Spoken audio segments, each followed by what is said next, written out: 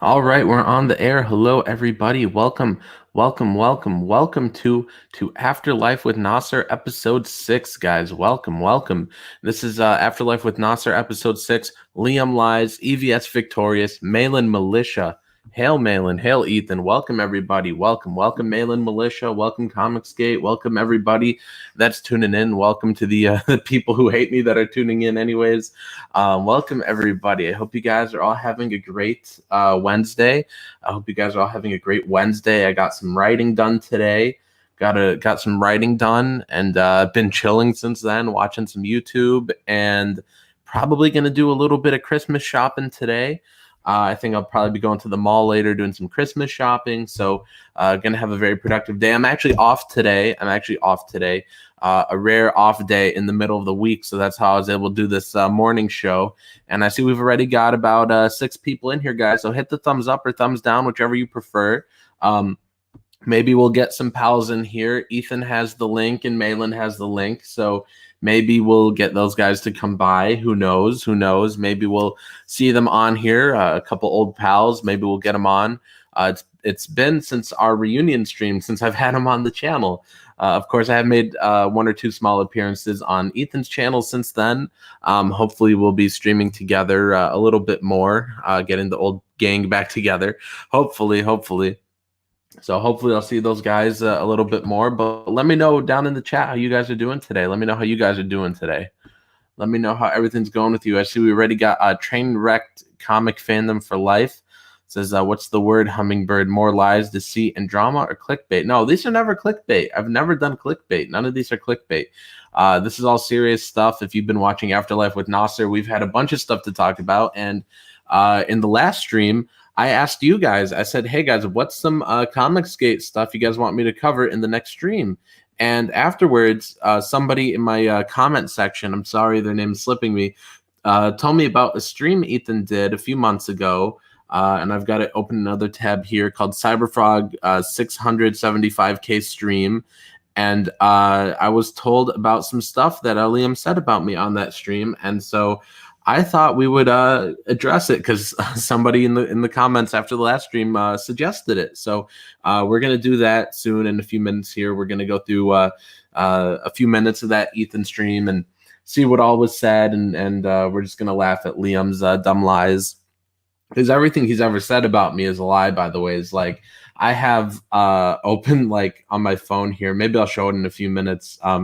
Like the last time Liam messaged me on Facebook back in like 2018, over 2 years ago, and he's like, you unfriended me, and he like gets real emotional. Like I thought everything was okay between us. Like Liam just like really like freaks out. Like I'll show that in a few minutes here. I'll show that because this dude's crazy. He's like, he said when he tore his brain yelling at me, he's like, I asked you multiple times to leave me alone, but you'll see like I never contact this dude. Everything he says about me is a lie. Rip, this dude's an idiot. But we're gonna spend this stream laughing at him. And we'll look at that DM in a few minutes, and we'll look at that part of Ethan's stream I'm going to play for you guys. 15 people in here, guys. Hit the thumbs up or thumbs down, whichever you want, and share out the link to this stream. Let's get some more people in here to laugh at Liam. Full Custom Hot Dog says, it's cold out. I think he means outside. But nice to see you here, Full Custom Hot Dog. Hello, everyone. It's Remembrance Day in Canada today. God bless the troops. Amen. God bless the troops. Full Custom Hot Dog, didn't Liam tear his brain by writing because he's such an intense writer? Yes, and that's the joke, is like he's like, I tore my brain from writing. And then so now it's like just whenever he like spurgs out and freaks out, Full Custom Hot Dog, we just say he tore his brain. But oh boy, we've got a lot to laugh at, a lot of Liam to laugh at. And all of this is for the purpose of disproving his lies, showing how much he lies about me. I don't know how to show this without putting my camera on. I hate putting my camera on, so you guys are going to see me look awful. But like, just for proof, like this is like Liam here saying like, you unfriended me, and I just gave him a thumbs up. And then he's like, I thought everything was okay. Did I say or do something further to upset you? If so, it was never my intention. I don't want any bad blood between us. And I said, I don't even know you. And you guys can see this is from July 30th, 2018. And then he's like, um, okay, well, I wish you the best, and you have my apologies, I guess. And then I actually did message him back in August saying that I'm still having problem after problem with David, referring to a guy named David Jackson. Are you still planning to launch with him? And then he ignored me.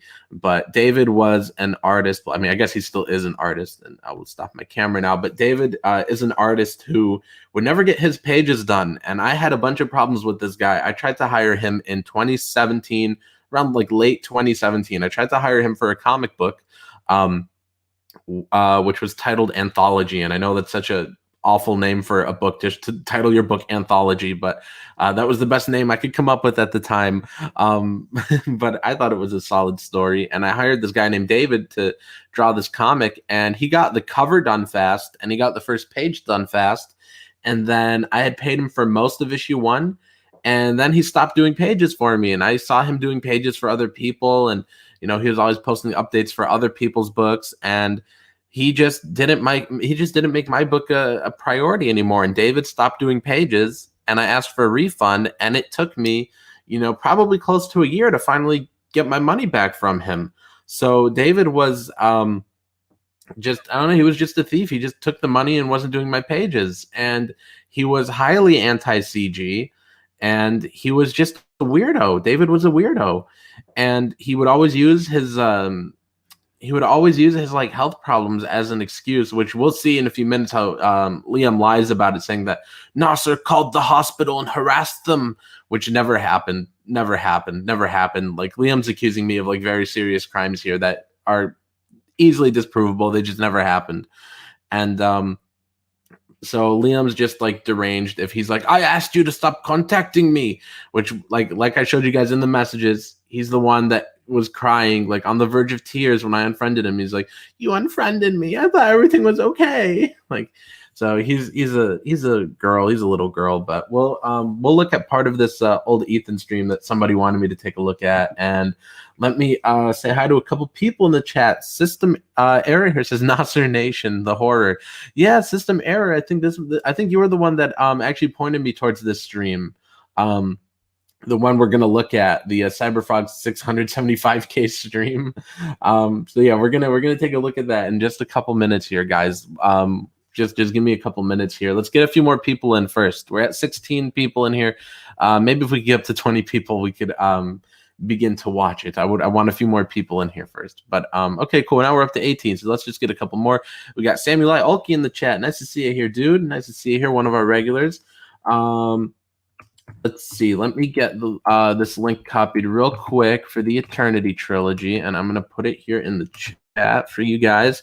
If you guys want to go buy my books, we're at 6 sales for the month. I want to get 4 more, get to an even 10 for the month. So if you guys want to go grab them, that's the link right there. And of course, when I say I want us to get to 20 people first, we go down from 18 down to 15, of course. Nasser Nation, I really like that. I like it too. Not as much as Malin Militia though. Hail Malin, Malin Militia, Malin Militia. Yeah, I would love to get Malin on here. But these streams that are just like spur of the moment, just it is tough to get your guests to show up if they're busy with something. But Ethan and Malin both have the links. I don't think they've seen them yet though. I don't know if they have, but let's see. Now we're up to 19 people. I guess that's as good as 20, which was my goal before we started looking at Ethan's stream here. Hey, let me read this chat real quick. Let's see. Dan Rusko says, hey, Nasser, listening while I'm at work. I hope you're doing well. Well, thank you so much, Dan. Thank you so much. Nice to see you here in the chat, man. Okay, guys, let me share my screen here. Let's see. Select that and share audio, of course. Let's see. Got it. I'm actually doing pretty much all of my streams in Chrome now, just so I could share the audio, because you couldn't do it in Firefox, and that was a bit of a drag, because there were times in Firefox where I wanted to share audio and I wasn't able to, and I had no clue it was only for Chrome with StreamYard. But anyways, guys, so I think it was system error here that actually after my last stream, when I asked you guys for some topics, which if you guys still have any topics you want me to cover in future Afterlife with Nasser streams, let me know and we could cover them. But system error here, I believe, was the person that pointed me towards this stream right here. And I know this is going way back to April 26, 2020. So a few months ago, guys. This is months ago. And oh my goodness, I did not realize I had it paused so funny on Fragaboom's face right here. That is way funny how it's paused.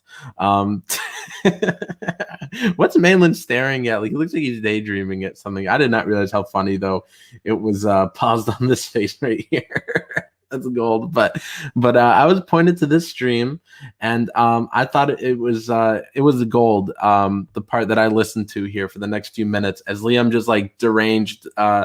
He's deranged and he just lies about me, and I thought this is actually really gold here. So I thought we would go through and listen to some of this and just laugh at how deranged this dude is. Jake CB says Liam believed in Comicsgate even when Nasser tried to shut him out back in the OG days. That is loyalty. What is this? It is nothing. Nasser tried to shut you out. Nasser sabotaged me for over a year, and I know that you guys know about it because he was talking about it all in the chats, running me down. We don't know. Shit. Can I just say something to you, Liam? Right now is the first time I'm hearing about this. For real. Well, see, it never happened. It never happened. Liam's big thing he's been saying Nasser tried to keep me off the Comicsgate streams, and now you hear them all saying like they don't know what on earth this is. Ethan said it, Malin said it, Cecil said it, and these are the three main channels I was on back then. I was mostly on Ethan's channel, streamed quite a bit with John Malin. He did that awesome variant cover for me.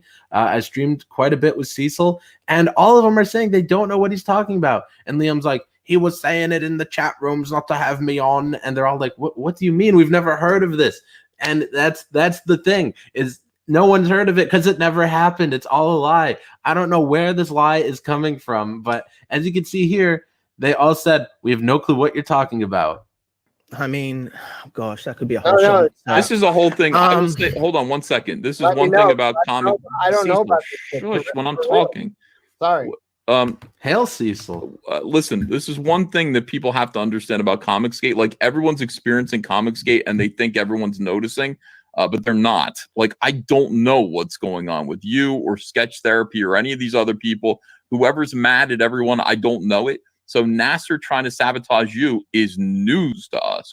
It's also a lie to us. And you can even see right here, Kyung Lee saying, first time I'm hearing about it too. Kyung Lee, he was another person that was in all the chats, at least back then when I was around. I know I wasn't really around at this point, but Liam's like, oh, for the past year, he tried to mess with me. And like none of these guys, like Kyung Lee in the chat, he's never heard of it. Cecil has never heard of this happening. Malin, Ethan, like they're all like, no, we've never heard of this because it absolutely never happened. Absolutely never happened. None of it ever happened.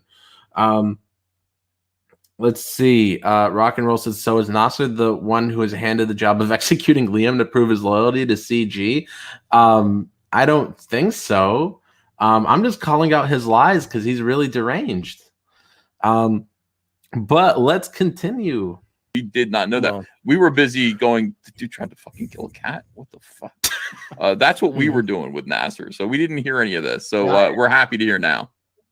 Well, I mean, it's a year of shit. It's a year of shit. But essentially, I mean, I know that in a lot of the back rooms, Nasser was giving me shit. I know that Tug has showed me a bunch of stuff. I know other people have showed me a bunch. This is very interesting because if he's been shown a bunch of stuff, then where is it? Where is it? And he's talking about back rooms. The only back rooms I've ever been in have been chats that Ethan started. I've only been in Ethan's chat. That's it. Every time I get added to a DM group, I leave because they all turn into drama. I've only ever been in Ethan's DM room, and that was because that's where he would send the link for his streams. And it's weird that he says, oh, Tug was showing me stuff. Tug's the dude that started that lie about me saying that I made fun of his wife having a miscarriage, which absolutely never happened. There's no proof of it, no evidence about it because it doesn't exist. Never happened. I never said one word about it. And it's weird that that same guy that lies about that will lie about a miscarriage will lie here to Liam. At least that's what Liam says. Was Tug's the one that showed him these supposed DMs? I don't know what Tug showed him, if he actually did show him anything, but I'm really curious to see what screenshots Tug must have showed him, because I've never said, you know, don't have this guy on your channels, because these guys up here, these three up here, the main channels I used to be on, they would have known. I was only in Ethan's chat. Stuff where he's like saying where Nasser's saying like don't associate with Liam, he's crazy, he's which is true. Comicsgate, all this other stuff. I know that he went to every single artist that well, it's not that I was telling people that, but it is true that you're crazy. I mean, I was working with, every single artist I was working with. Why would he do this to you? See, that's a good point, Ethan. Why would I do it to this dude? But Liam's like, he went to every single artist I'm working with, and that's the thing is Liam has not been working with artists because he's never put out a comic book. Okay, if he was working with this many artists, he would have had a comic out, and he can't say, "Oh, he tried to steal my artists," because I've only made 3 comics, and 2 of them were with Sean, 1 was with Donald. So if I was stealing your artist, where is my book with your artist? It doesn't make sense. It doesn't make sense. I never stole an artist from Liam. He's like, he went to every artist I was working with. Well, then where are your books if you're working with so many, dude? And where's the proof of all this if I did it to so many different artists? You must have some proof, dude. And if I was stealing artists, I would have a lot more comics out by now. But I only have 3, and 2 of them are with the same artist.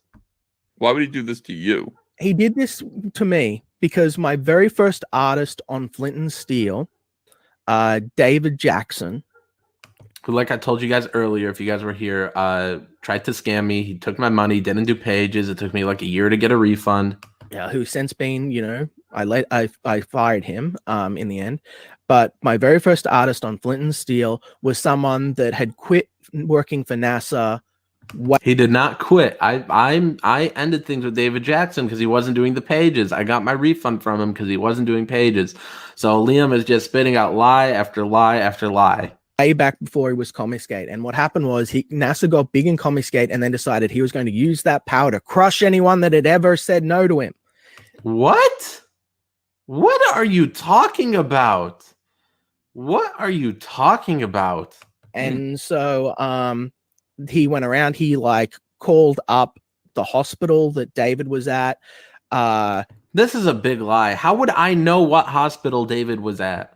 He left like hundreds of abusive messages while David was getting foot surgery there. Hundreds of abusive messages? What? How would... No, first of all, no, that never happened. Second of all, how would Liam know how many messages there were and what they said? This just doesn't make sense. And Liam even said, "Oh, I stopped working with David Jackson." So if you stopped working with him, then why would David even tell you anything like that? It just doesn't make sense. None of what he says makes sense or adds up. By the way, I don't know if the chat here off to the side is frozen or what, because it has not moved. Let's go live chat replay. Maybe it'll move now. Curious to see what people were saying back then. You know, like on the public hospitals thing, he abused the nurses. He went to every single, I abused the nurses. Every single artist I worked for going forward, saying that the only way that they were going to have access to Ethan's show was with him and not to have anything to do with me. He was the writer of Comicsgate. What? He was the only way through everything. Blah, blah, blah. A ton of shit. When my dog Punks passed away, my best friend of 20 fucking years. I didn't even know this dude had a dog, okay?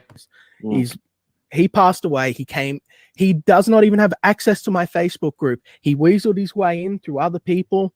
What does that even mean? He doesn't have access to my Facebook group. I didn't even know you had a Facebook group. I'm not in, and I've never been in any Liam Gray Facebook group. Okay, this is all news to me. And if I didn't have access to it, how did I weasel my way in? If it's your group, you're going to have to approve it. If it's your group, you're the one that approves it. And he came in, and less than 3 hours after he'd passed away, on the video that I put up for my best friend and for my brothers who do not live in the state, to show that I was going to bury Punks in the morning and he had passed, he spent like 15, 20 minutes trying to convince me to kill myself. What? On what earth? Post the proof, dude. Post the proof. That never happened. These are all lies. This dude is deranged and insane. He belongs in a mental hospital. And my best friend had to come in at like 3 in the And I like that 7 of 9 is defending me here, saying that's not in Nasser's nature. That's absolutely true. All this stuff. On what earth does it sound true? That I called up a hospital hundreds of times where this dude was having foot surgery and I harassed the nurses? And then somehow I snuck into Liam's Facebook group, which he would have to approve me to join, but somehow I snuck into the group without Liam knowing, and somehow I tried to convince him to commit suicide? That makes no sense. morning or whenever it was, and basically chase him off and tell him to fuck off because he just would not stop otherwise. And there was this big like dome block If I would not stop, then post the proof. There is no proof. Comicsgate thing, and I was a mess. So that happened. And then every single artist I Of course, Yellow Flash here is the dummy that's going to believe this. work for going forward, Nasser would message. He would say that I was a loser, a failure, I couldn't do anything. He'd go around saying, "Oh, Liam cried on stream." He would go around saying like, basically, again, just the only way to get access to Comicsgate was through him. Never said that. I never said anything like that. Because you thought I was a pussy, Ethan. He did all the shit. Liam, I had no thoughts about you. It was a year of whatsoever. shit. It was a year of shit. I hear you. I had no thought. I hope you don't believe that. Oh boy, Nasser's even worse than we thought. How does this Mike TV dub dude listen to any of this and just blindly believe it? You got to be really special to believe this. If somebody said, "What do you think of Liam Gray?" I'd be like, "He's cool."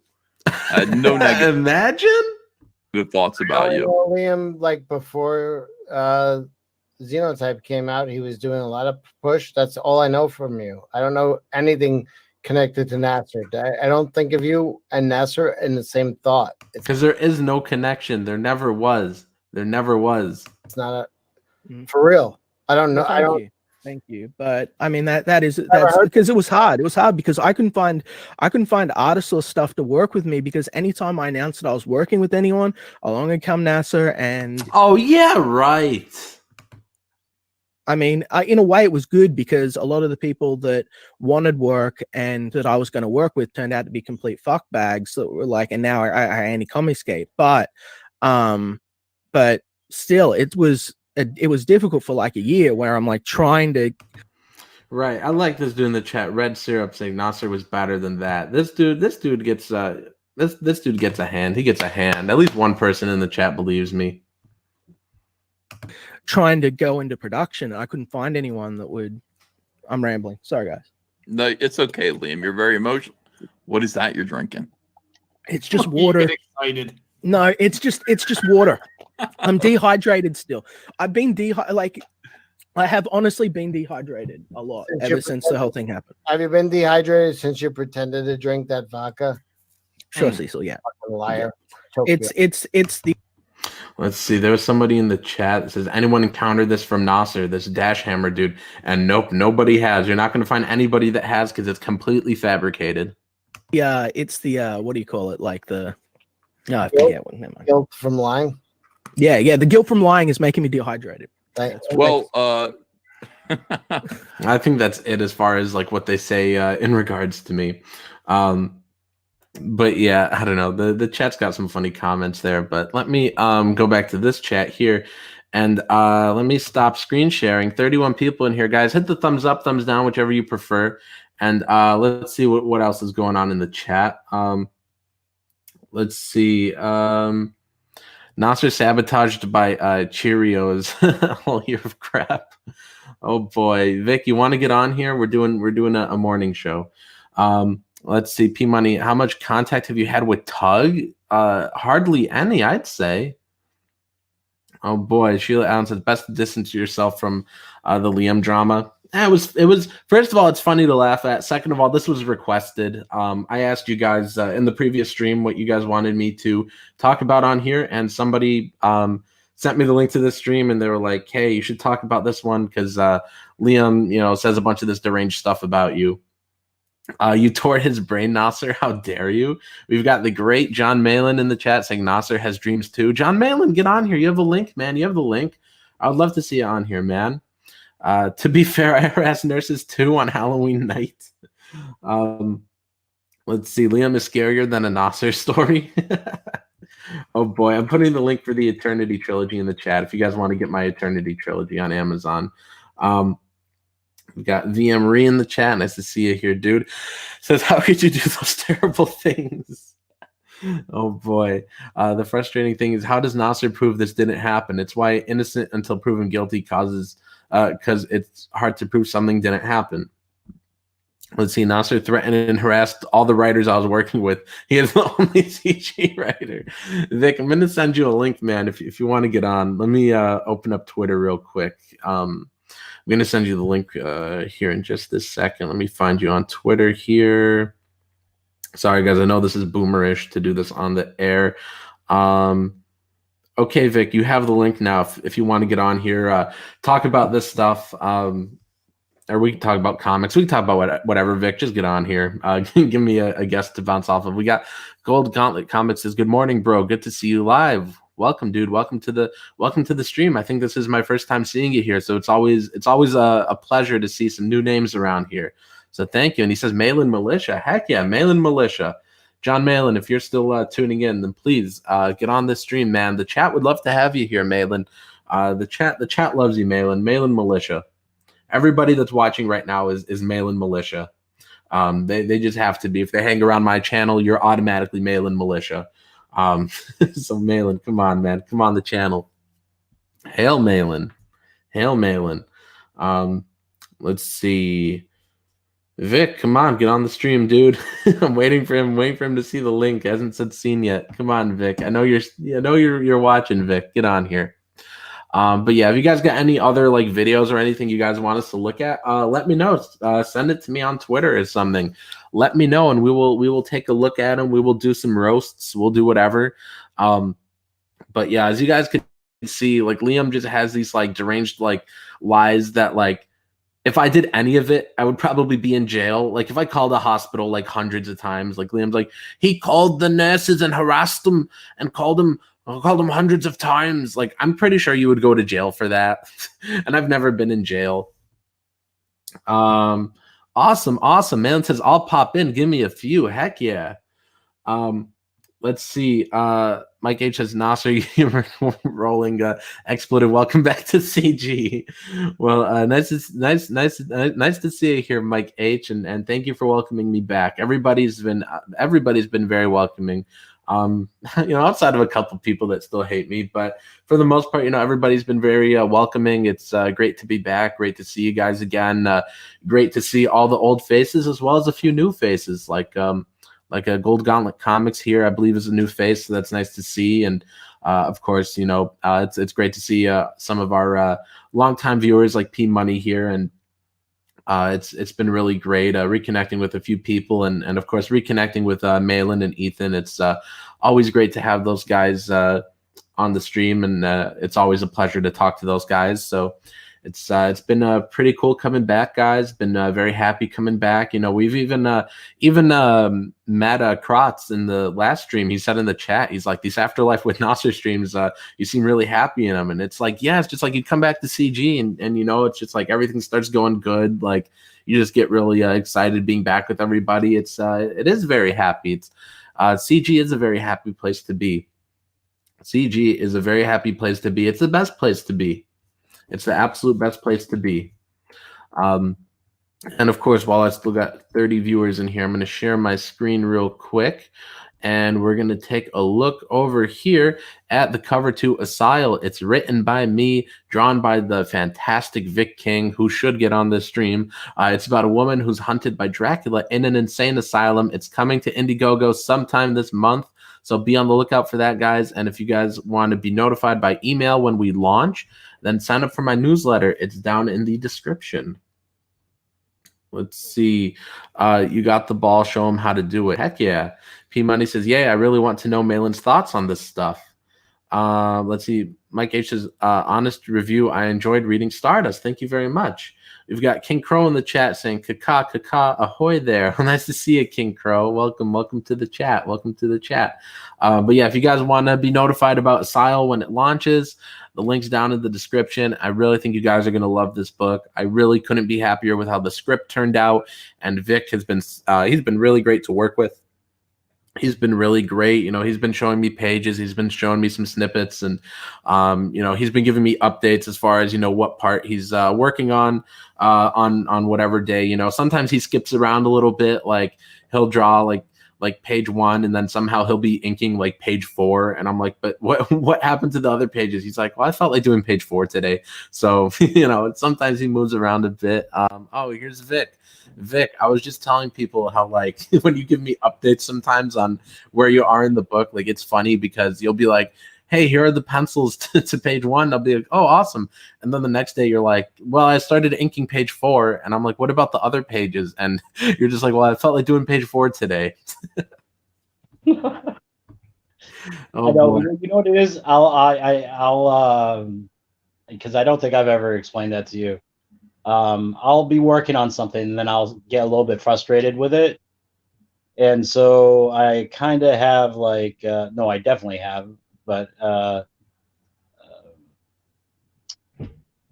ADD. So I bounce around, you know, so I get you, man. I get you. So if I get frustrated with a piece, I'll put it aside and I'll work on something else so that hopefully while I'm working on something else, my brain will solve whatever problem I was having with the first piece. And I've done that too, but I've just actually I've come to really just like force myself through it and not jump around on projects, because I get really angry with myself if I do like 5 pages in one project, then 5 pages in another, instead of just doing 10 pages in one, and then I'm like, oh my goodness, it's like I feel like I got nothing done. So I've just really just started to just power through one project, even if I get frustrated with it. But that's just me. No, I hear you.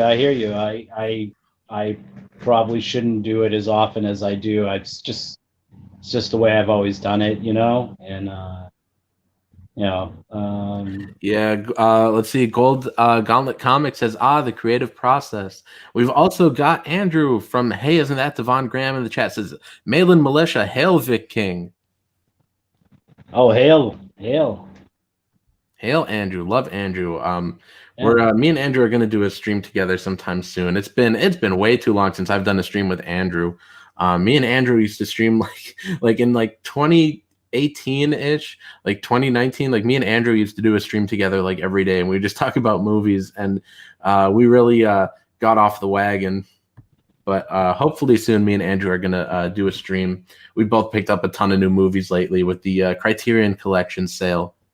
Vic, I don't know if you buy Blu-rays at all, but me and Andrew really love to buy Blu-rays, and we went a little crazy with like the Criterion sale, especially because Criterion had a 50% off sale on their website like 2 weeks ago, and then just a couple days ago they're like, and now we're having 50% off at Barnes & Noble. I'm like, they're having a 50% off sale twice in like the span of 2 weeks. And I just went crazy buying movies. Nice. Let's see. King Crow says, Roca Force. Oh, heck no. We're just Malin Militia around here. I think Malin's going to come by. He said a few minutes ago to give him a few. So it's going to be great to have Malin on, having him come on my channel for the first time since the reunion. And like things have just been going so well since returning to CG. It's such a happy place here. Everybody just needs to come back, except Doug, maybe. Ethan had said recently, like, I would really like to see Mike back in CG. I think I'd like to see Mike back too. Yeah, Mike would be good, definitely. Yeah, yeah.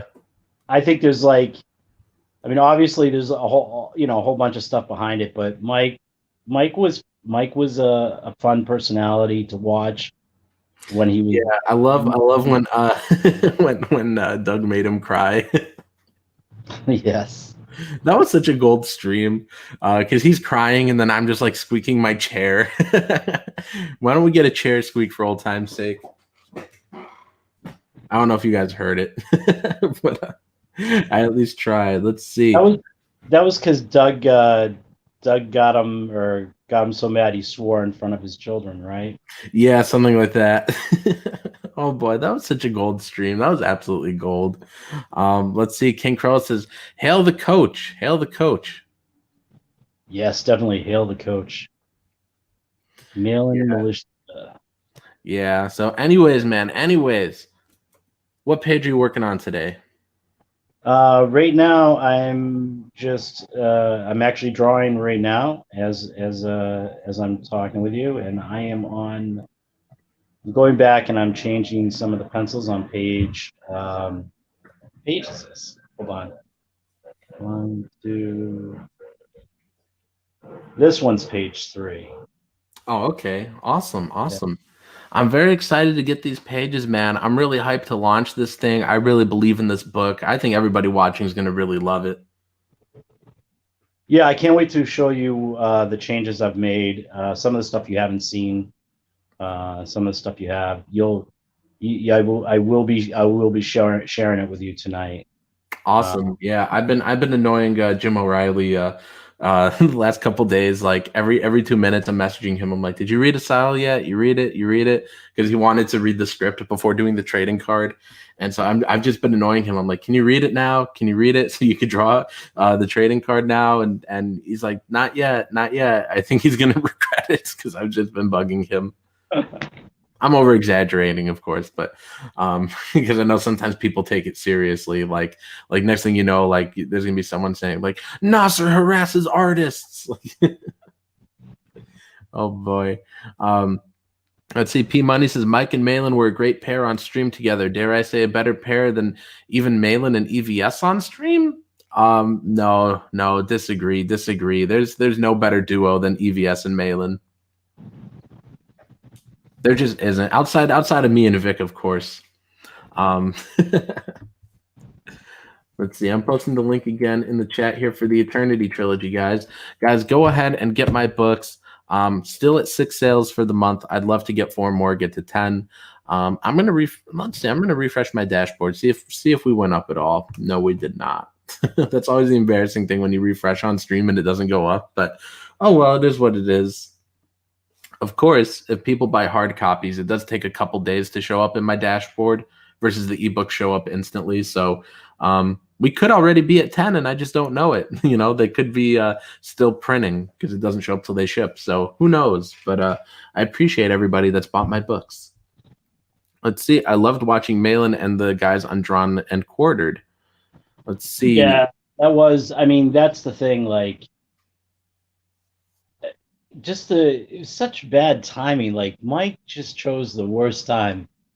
He actually had a successful Comicsgate show that people really enjoyed going and watching, and it was I don't know, it was just too many emotions for him to handle with the. Well, I think what happened was something like. If I remember correctly, I think Malin had like a bunch of people come in to vote for him. Yeah, Malin militia. Yeah, and I think they voted like, so it was like Malin got like 2,000 votes, you know, when there were like 600 viewers.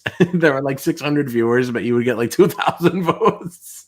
And everyone was annoyed, like, we wanted to do this fairly and win because it's a competition. And it's like, does it really matter? Like, you're getting all these views and gold interaction. Like, it doesn't matter who wins. Just draw and trash talk each other and let Malin win all the time. Oh, well.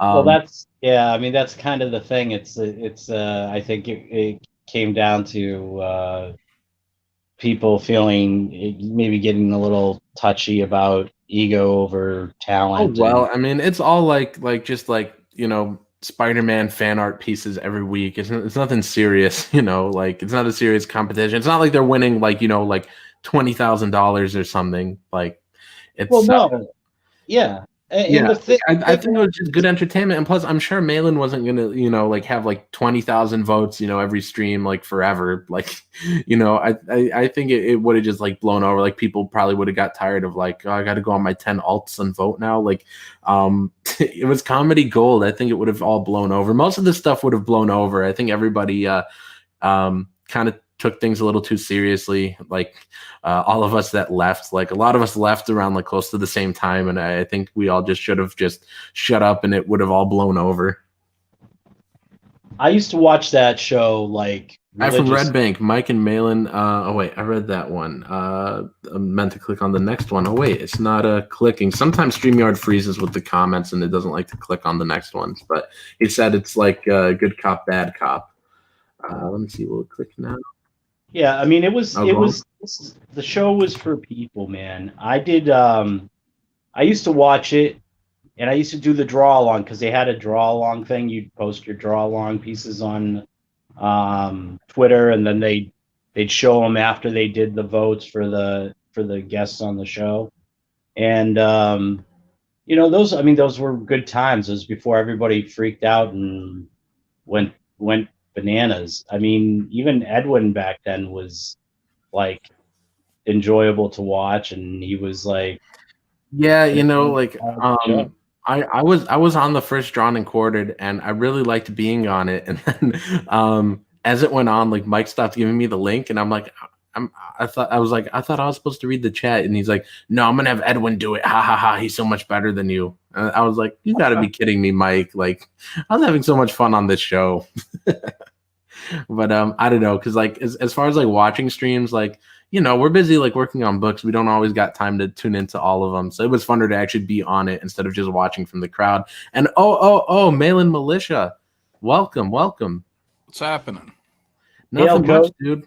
Nothing much, man. We were just talking about well, right now we're talking about the Drawn and Quartered debacle, how Mike couldn't just let it just blow over, or he couldn't just let it, be good for his views. How you would bring in like I don't know, like 2,000 votes. I thought there might have been something new going on. Oh no, like I was just saying, like, it was so good for views, like because you would bring in like everybody and get like 2,000 votes. And well, I think I got like 400 and something, and I was aiming for 500 by the time he threw me off the show. Yeah, something like that. Which I don't know. I think that was whack because it's not like there was like some big like money prize and you were stealing from people. It was just like, I don't know. It made for good entertainment, first of all, and the more views you gave him, the better it was going to do in the algorithm anyways, and bring in more people. But even so, even without those, everybody coming in and giving you more votes than it got views, you were still going to win anyways. Like, I mean, it's not like he's going to get a better artist than John Malin. It's not like, it's not like he brought back Jack Kirby from the dead. And even if he did, I mean, it would still be very close. You'd probably still win anyways. Yeah, some people are saying regarding Jack Kirby, king is dead, long live the king. Totally. Like, I mean, if we got Jack Kirby back, Steve Ditko, Bernie Wrightson, I mean, it would still be very close, but I think you would still come out on top. Yeah, I think that's fair to say. I think it is fair, and I mean, that's the thing with Mike though, is that Mike couldn't think with his business cap in terms of more viewers equals more eyes for more projects, including his auctions. But all he could see through was that John was winning at the time, I think 4 times in a row, and I was going for a 5-peat. Yeah. Well, no, I think it was. So he couldn't get his ego and his however many episodes he had done up to that point. I mean, you were just undisputed. Mm-hmm. Yeah. I left having the most gold medals of anyone on that show, and most appearances. I had a few more records as well. I never missed a show. Never missed a show. The 3-peat broke him. That was like the thing about that show was it was a extremely fun and entertaining. It was probably the most entertaining drawing show that has ever been on YouTube. Because of me. Yeah, because of me. Yeah. And so he sabotaged himself. Now he barely gets any viewers. It's gone. He asked me to come back for, I don't know what it was, the 100th episode or something like that. I'm like, nah. Yeah, it was the 100th episode. Which I was on the first one, and that episode was really gold because like you showed him right from the start. Like it was Malin Militia, like it was Malin's show, and you dominated back then, and you dominated on every episode. Mm-hmm. So hail Malin Militia. Never lost. So what have you been up to today, John? Have you been drawing? You've been working on anything today? No, just getting around. I'm recovering from a new ear infection and a slightly infected jaw. Ooh, sorry to hear about that. Ain't no thing. Actually, the only thing was that I went to urgent care yesterday in the afternoon, and I'm allergic to penicillin. And I go there, and the whole place is ran like a fucking shit show. And, you know, I write down on the form for what are your allergies? Of course, I write penicillin. It's all women in there. And it's funny because it's like the end of their day, the end of their shift, I guess. So I don't know. I think they're all a little bitchy. And when I'm sitting in the actual doctor's room, whatever, you know, they're all right outside the door. They're all chatty Cathys. They're talking Trump this, Trump that. One person tried to lock the door apparently to the urgent care at 6, but they didn't close till 7. And they're like, what are you doing? You know, I mean, it's just like they were all tapped out and I'm just trying to get the fuck out of there. Anyway, so, you know, they see me, they give me my prescription. I head out the door. I go to the pharmacy to get it filled. And, I had realized, I'm like, they never even brought up my allergies to penicillin. And there's one little mark about penicillin on the form, but I'm just like, it was never brought up. Like, so I told the wife, I'm like, when you go in there to get the prescription filled, just be sure there's no penicillin in it. And guess what? There was. Oh boy. These motherfucking bitches. And they had all gone home at 7 p.m. They could have killed me. I don't know, because I don't know what my allergic reaction or how severe it is to penicillin. I have no recollection of ever having a problem with it. But my mom, when I was a kid, said, you know, hey, you're allergic because I had some kind of reaction when I was young. I'll take care of them for you, Malin. You just point me their way. Yeah, it pisses me off because like they were clearly, and I can hear them talking about my fucking ear infection and my salival gland out there, like to a whole room full of fucking women not doing jack shit. It's like so much for patient confidentiality. Zach Richmond says Nasser's having Malin on now. Am I in the Twilight Zone? Well, why would I have any other guest on, man? It just doesn't make sense. Yeah, and then and the wife called back and she's like, you know, trying to verify with the urgent care about the prescription and what kind of effect it's going to have on me. And they're like, well, how bad's his allergy? Like, how about you not give me a fucking drug that's going to kill me to fix a fucking ear infection? Right. They're trying to kill you. Like that. Yeah. Like go ahead, take him home, give him the shit, see if he dies or not. If he dies, you were right when you were like, oh, and I saw it was all women, and I was like, I know exactly where this is going. Like somebody did something really incompetent. Like it would have been too inconvenient for them just to make a new prescription. Right. Like what the fuck? And welcome, Ethan. Hi, I'm upstairs. I'm on my iPad. I don't know. Does it sound okay? Yeah, it sounds fine. How are you doing, man? Pretty good, dude. Pretty good. Sorry, this is the first time I could actually make one of your shows. Oh, it's cool, man. It would have been cool to have you on the last one. That one was titled EVS Fan Club, which consists of me and Vic and pretty much all the viewers here. we're just gushing over your art and stuff, basically. And I think we might have played like a minute of a stream or something. Dude, I've been watching it. And I saw Vic. Vic was like, no, here's what happened. Like I said, yeah, Nasser's got a new project out, and it looks okay. And Vic was like, he said it just looks okay. And I like devastated Vic. Right. Vic, I didn't mean to devastate you. I didn't mean it like that. No, I know. No, I know you didn't. The way that, artists can be sensitive sometimes. And then the way that I took it was like, and it was just me, like in my head, the way that I took it. And I was just like, you know what? I just want to go back through and because when we show you the the pages, not just you, but I want to impress everybody, so I want everybody to be impressed with the book and buy the book when it comes out, when we launch later this month. Ethan, sure. My best friend Andrew, by the way, says hail the human sunbeam, and then he says I licked all the butter. Oh, nice. Hail Andrew. Hail Andrew.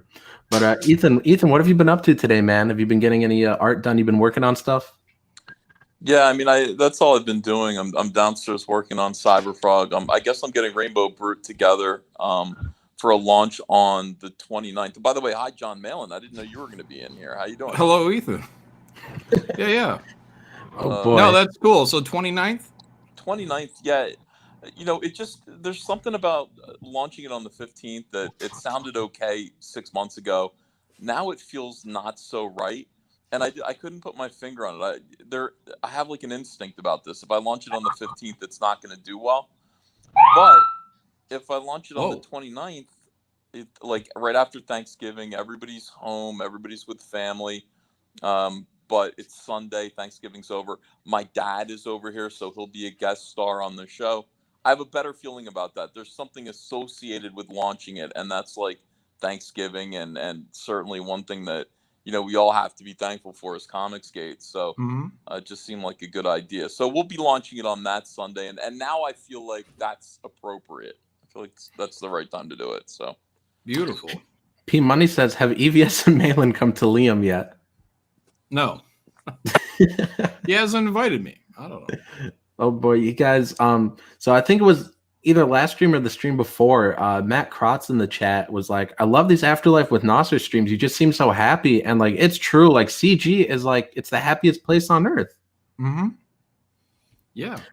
Yeah, everybody's been so great. Like everybody in the chat, like all the like familiar faces are coming back. Like Rainbolt here, who I met him at C2E2, and he was a longtime viewer. I'm getting all these familiar faces back and meeting a lot of new people. Like Gold Gauntlet Comics here saying, "Hail EVS, hail EVS, hail Ethan, hail Malin, hail Vic." Yeah. Yeah. So what else? What else has been going on with you guys though? Ordered some nice Thai food. Had that for lunch, and I made a video to them. It felt good to just sit down and make a recorded video rather than do a live stream. I was laughing at all these people from DC Comics getting fired. Well, not I saw that. Oh yeah, I watched that. Not laughing, but I mean, just kind of like,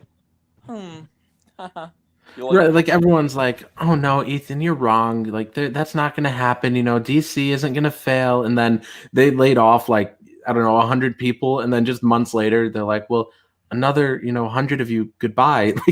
like they just like it's sorry, I shouldn't laugh at people losing their jobs, but it's just funny how you guys were always right about everything. They'll find new jobs. I'm not, look, we all find new jobs, don't we? You know what I mean? Yeah. You get fired, you move on. You can't just sit there and go. It's not like somebody died. What do you think? Do you think they're going to bring in a bunch of cheap leftists to come in there and finish it off? Andrea and I were talking about this. She's like, big corporations will hire people specifically to kill, a company that they've acquired. And that kind of, doesn't that look like what they're doing right now to you? Where they're hiring all these extremely inexperienced people out of the blue. They've hired, these aren't comic book fans that are now running DC Comics. These are just people. They're like, hey, I used to work for, Nike or something like that. And it's like, now they're here to close down DC Comics publishing, if that isn't clear by now. So, they hired Michelle Wells to come in here and run the EIC position with Marie Javins. 3 months later, they fire Michelle Wells, and Marie Javins gets the job by herself. Meanwhile, they're firing all of their staff. Like, they're firing all of their big executive staff. They're closing DC Comics down. It's like, it's pretty clear. So I'm curious what you think is going to happen once DC is closed, or at least when the comics branch of it is. But first, I want to read this from Andrew here. He says, "EVS, please bless us with Wilson Phillips soon." Yeah, it's been a while since we've done that. But so what do you think happens next? What is the next step? Like, they close down their comics branch, then what happens? Well, I mean, before they do that, there will be more firings. But what happens? Nothing. I mean, what happens to AT&T? Absolutely nothing. They move right along, doing what they've always meant to do, which is to use DC Entertainment characters to make money in ways other than publishing comic books. But what DC Comics closing down does to the comic book industry is catastrophic. And there are a lot of people who are still in denial about it. But it's like, what happens when the basement of the Titanic floods? It's like right. It all sinks. Yeah, we're on the deck though. Like we're not underwater yet. You're going. We've been comparing Comicsgate to being in a rowboat and rowing away from the Titanic for Right. years. Grab an oar. I want everybody in the chat to grab an oar. Mm-hmm. That's what we're watching right now, and I've got people like in the mainstream yelling at me like, "This isn't funny." I'm like, it is kind of funny. Like it's like a thoughtful kind of funny, and people Right, especially because you're the one that keeps succeeding while they're all getting laid off, or they're all having trouble getting their books funded, but you're here succeeding every single time. Well, we are. Comicsgate is because we're built to withstand this kind of a situation. We're smaller in scale. We're direct to consumer. We depend on ourselves and the customers, and that's really all. I mean, the comic book industry right now is too big; it will fail. There are too many moving parts, too many pieces, and when one part fails, the entire mechanism collapses. So, when DC pulled out of the direct market, that was it. I mean, that was absolutely it, and they had to do it. But when they did that, that spelled doom for the entire comic book industry. And people are blaming COVID, but COVID actually kept these guys employed and paid for an extra 3 months. Right. They're going to be wishing it lasts longer when all of it crumbles.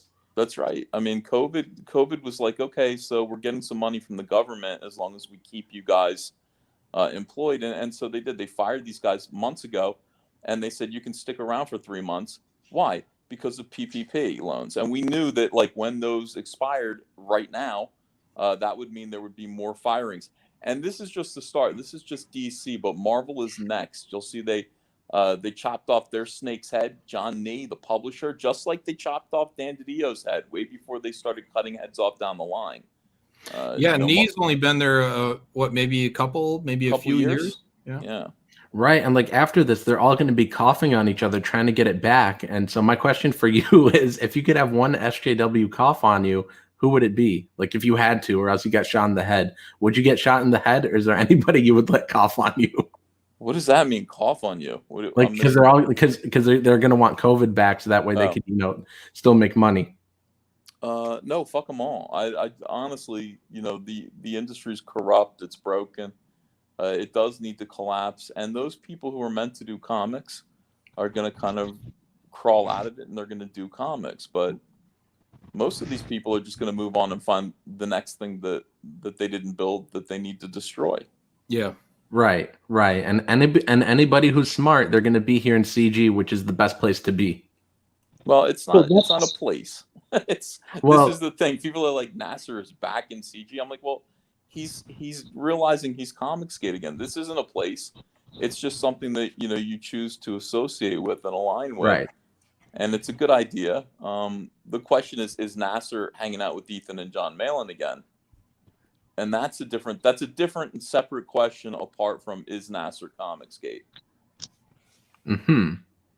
I see. And yet here we are. Here we are. Right.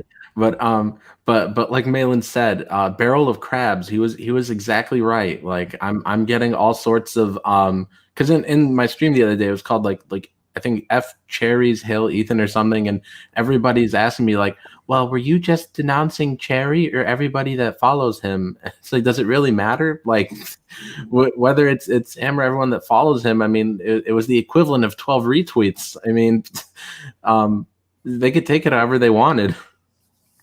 But barrel of crabs is exactly right, Malin. Yeah, certain people love to bring other people down to their level. It reminds them that success is possible to see someone else become successful, and they can't live with that. They can't stand that. Right. And I want as much success as possible. I want to get back to what I was doing, and I do apologize again to everybody for everything that happened. I think there was a message earlier I meant to read. Let me scroll back and find it. Let's see. P Money. This is from a little bit ago. Says, but I do love this, guys. After the famous Nasser Malin fight, I never thought I'd see the two of you on stream together again. So my hat's off to you guys. Well, I'm glad we can be on stream together again. There you go. Yeah, and actually, there's one CGer at my comic shop. His name's Steve, and after like a month after that happened, like he saw me and he's like, "Oh man, I haven't seen you on Ethan's channel in a while, not since that fight with Malin." And I was just like, "Yeah, I guess." I just didn't know what to say to it. Like that was something that people would bring up to me a lot. I'm just like, "Well, okay." But I am glad we could be pals again. There are a lot of people that were in Comicsgate that were in the around the area that did nothing but want to start conflict with each other, and that conflict spread and Right. made people draw lines and broke up friendships and broke up alliances. And I don't know. I feel like there's a lot less of that right this minute.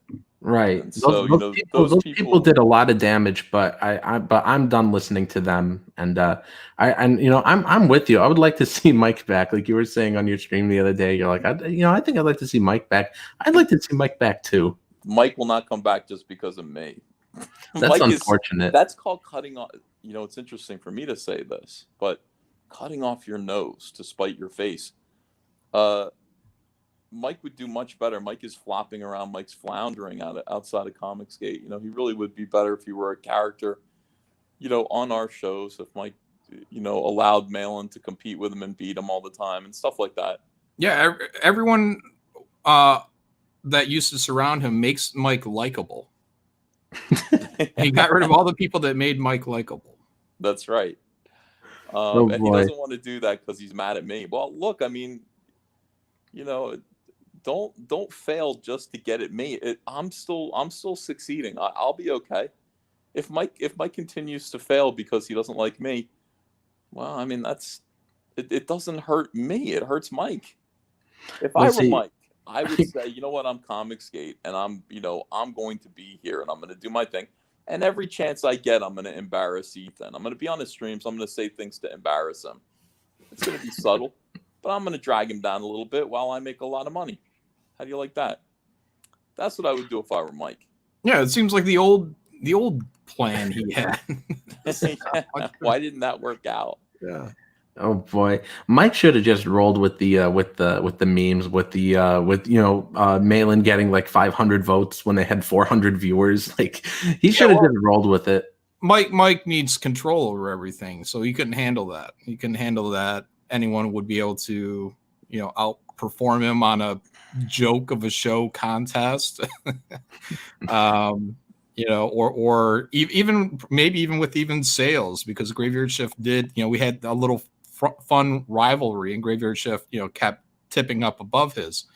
But I don't know. There's probably a lot of reasons. But Mike needs to control things all the way back to where he was trying to propose like a constitution for Comicsgate, which is ridiculous. I mean, he was doing very well. There was no reason for him to change or alter or try to control anything. Yet he wanted to be able to say who could be Comicsgate and who cannot. It's like, right. And if it ain't broke, don't fix it. If it ain't broke, don't fix it. And that was one of my mistakes. Mm-hmm. Yeah, I mean, do you remember when he wanted to call it Comics Great? He wanted to change the name. I couldn't think of a worse name than Comics Great. Christopher C says, "What does it taste like to rim an entire movement? It tastes delicious." What is wrong with these guys? Guy from Red Bank says, "Mike should come back. Mike, if you're here, come back. Don't listen to EVS." I think Mike should come back. What do you mean? Don't listen to me. I'm saying he should come back. Right. Mike H says, "Mike is a good ensemble character in CG. He is not a lead." That's right. Yeah. And that's a little hard for him to take.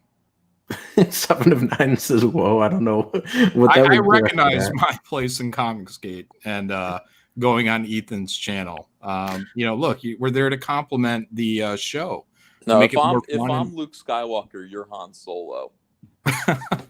That's kind of the way it works. Thank you. You're the lovable rogue. You're a leader.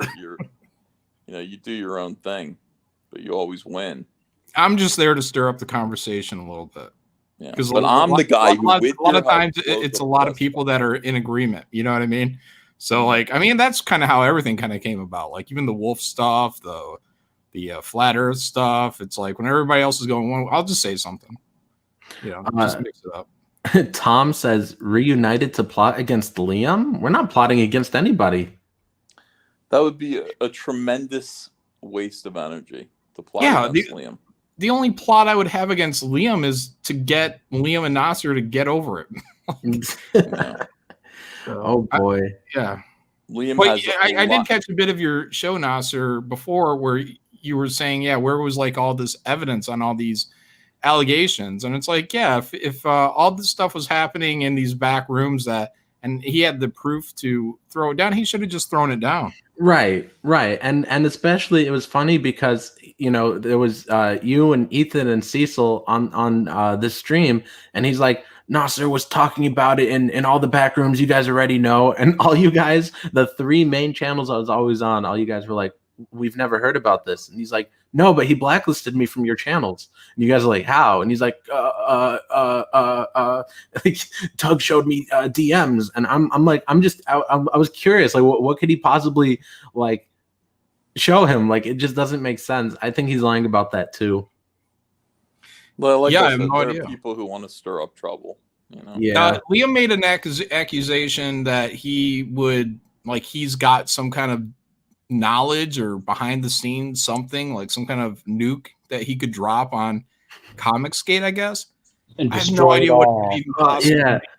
Bring everybody down. Right. He's like, I will drop everything and I will leave. Excuse me. That really like strained my throat to do that voice. But that's how like melodramatic the whole thing is. It's like, what? Somebody calls someone a dick? You know what I mean? Like, oh no, like somebody called someone a dick. It's all gonna come crumbling down. Like, no, dude. Like, he's got nothing on anyone. We'd have to be plotting against the government or something, for it to be that serious. Well, we've been so thoroughly vetted.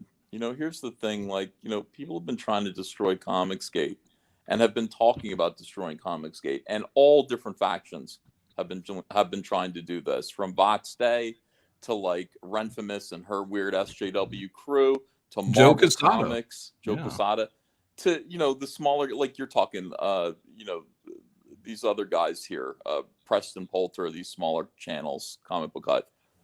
And at this point, if there were anything like that to find, you'd know about it. It would be everywhere. Yeah, like everything that there is to know about Comicsgate is out there. And when there is a problem, we do try to address it.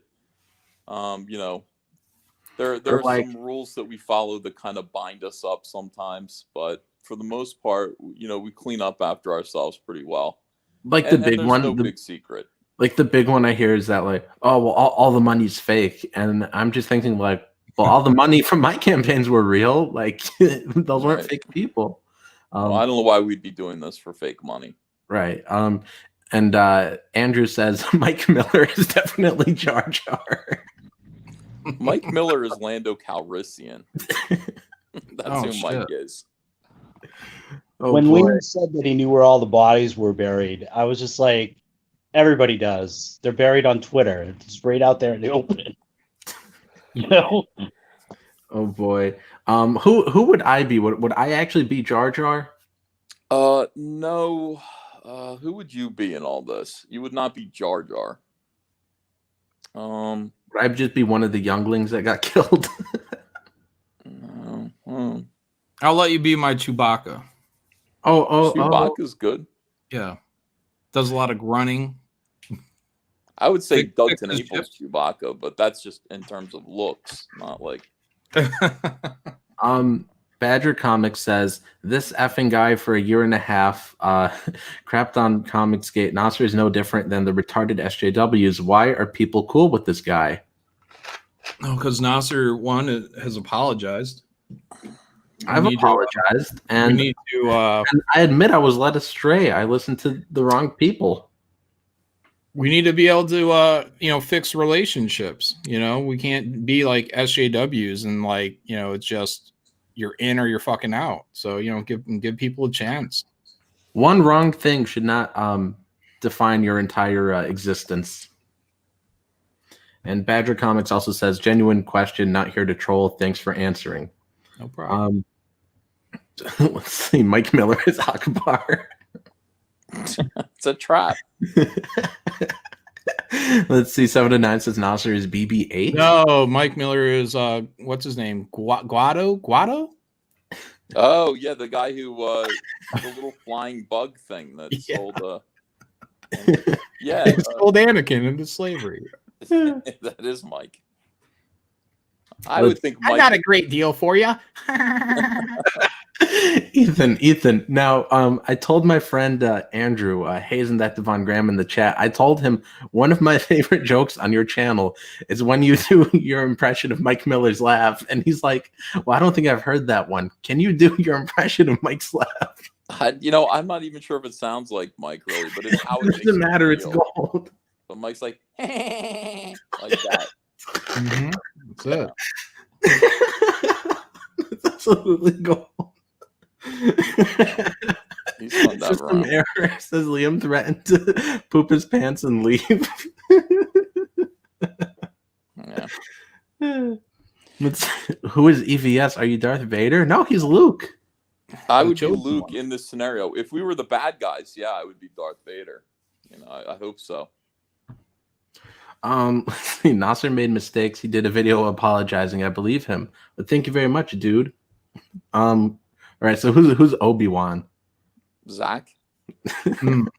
That's fair. That's fair. Let's see. EVS is Jabba. That's not nice. That's Scott Kurtz. Let's go. But you do love organized crime, Ethan. I do. I wish I were involved in it. I would like to. I always think about how could we turn Comicsgate into organized crime? Mm-hmm. And it sounds like fun, and I don't want to get in trouble, but it'd be great if we threatened printers and things like that, and distributors and comic book retailers. We had them by the balls, and we were just you will give Nasser Rabadi this lower rate to print, or we're pulling out all these other things. Where that kind of thing. It'd be kind of fun. No. Or sending a representative, a middleman, if you will, to say a third world nation in South America to take funds, exchange funds, launder them, if you will, with the drug cartels to send up a ton of cocaine. Well, I don't know why we're in the cocaine business now. I was thinking we're just making $1 billion industry, pushing people around. No, this is gold right here. Christopher C. Anyone else waiting for Nasser to destroy CG from within? What would that even mean? Everybody's like, oh no, he's up to something. It's an op. What am I gonna do? Get on Ethan's stream and say, haha, I made it to your stream, haha. Then detonate CG, and then I just go back to making no money and getting 12 retweets from anti-CG. What? Right. Nasser can only destroy himself, and that's what people have used time and time again, saying, this person is destroying Comicsgate. Fans are leaving in droves, and it's never been proven to be true. The fans have stayed. I'm sure some have left along the way, but more have come in. So, you only hurt yourself, and I think that's something that people should really take to heart. Yeah, we're looking at a big group of people that used to order. Oops. I think I accidentally clicked out. Sound like the last audio was his battery dying or something. Oh, maybe. Badger Comics says, I think since so many other CG folk have mentioned forgiveness, I will support giving chances again too. Welcome back in CG, Nasser. Make some more Smiller jokes. That's funny. Well, thank you so much, Badger Comics. I really appreciate it, man. The thing about Comicsgate is that it's the American dream. It's always going to attract people. People are going to always want to be here. It's a chance. It's an opportunity for people to, hopefully do well making comic books. The independent market is a cruel bitch. Right. And like you said, Malin, everybody at Image, they've got to all work at McDonald's or something because their books sometimes make in the negative. I don't know exactly if I should say, who showed me this, but I've had at least 2 people show me their statements from Image Comics where their books were all in the negative and they owe Image money. For the most part, your first couple, maybe your first two, from my time there, I can't really say how it is now, but your first couple of issues would, make you a little bit of money, but everything after that was, basically a loss, and they would end things. I believe some people had certain deals that let them last a little bit longer. Some people do get paid. They're like, they can work out page rates. So it's different for everyone. Yeah, but still, CG is the best way to do business. No, absolutely. Outside of a few exceptions, it's you're in a losing battle even at Image. Obviously, Walking Dead did well, but Invincible, like, that was on the verge of cancellation until Walking Dead took off. So Invincible would have gone bye-bye. There was another project we had, Tech Jacket, that didn't last very long. There might have been even another project Kirkman was doing. But, Walking Dead was, a huge success, and, it lifted, Invincible up out of the dust, and, probably helped a few other titles out during that time. BoogieBot Comics says Malin is Windu. Okay, sure. Okay, let's see. Guy from Red Bank says, since I'm getting back to art, I think I should be Darth Vader, but I'm not prequel Star Wars. I want to conquer. Alrighty then. There you go. That's right attitude. Captain Cummings is Greedo. Yeah. Oh boy, let's see. 7 to 9 says Richard, Ethan, and Nasser are my comic book trinity. Well, thank you very much, dude. Cool. Although I would put Malin in there too. Let's see. Ryan, how dare you? Kelsey is Chewie. Yeah, Kelsey's Chewbacca, of course. Why didn't we think of that? We do bicker a lot. Yeah. I like it. Let's see. Badger Comics says, haha, that's because Image accepts really bad books now. Everything is a porn weirdo furry book about hyper LGBTQ. You forgot the plus stuff. No market for trash. SJW momos don't even support the crap they quote unquote want. Yeah, Image puts out really awful books. I stopped buying Image and all really mainstream comics like 2 years ago. I pretty much just stick to crowdfunded books these days whenever I buy comics. Let's see. Yeah, you can blame Eric Stevenson for that. Oh yeah, he's trash. Yeah. He really hasn't contributed much to Image since he took over. Let's see. Tom says Nasser is pioneering how to get back into CG. Be honest, humble, and joke about it. Yeah, really, just apologize for stuff and be nice, and admit you when you were wrong, because a lot of us were wrong. Nerd Wonder in the chat. Remember Nerd Wonder? Oh, Nerd Wonder says, I'm listening while working. How are you guys? Nice to see you here, Nerd Wonder. She's a fantastic artist, by the way. Everybody go sub to her and follow her on Twitter. She does fantastic work.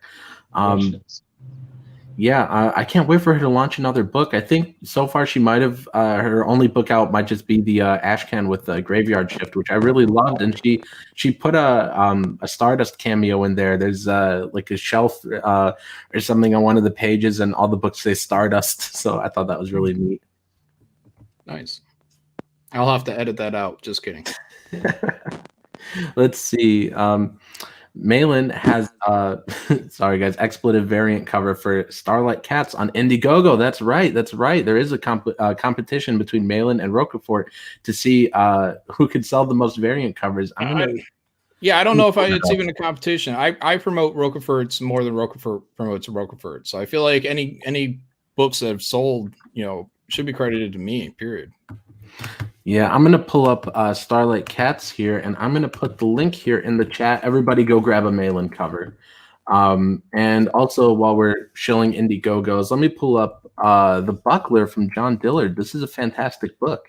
I had Dillard on here the other day, and we were talking about it. So here, let me put The Buckler here in the chat. Everybody go support Dillard. He's a fantastic artist.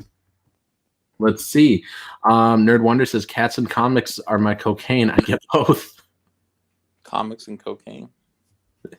Oh, boy.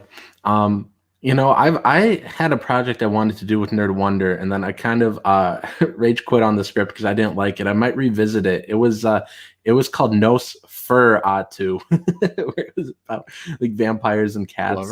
It was really goofy, but like I don't know. It's like when I try to write something like lighthearted or silly, like I never like it as much as writing something dark. So I don't know. Maybe I'll write a darker Well, script. it's a clever name. I mean, you know, that's half the battle right there. So Yeah, you got it is. something that has a little catch to it, and that sounds a little catchy, a little fun.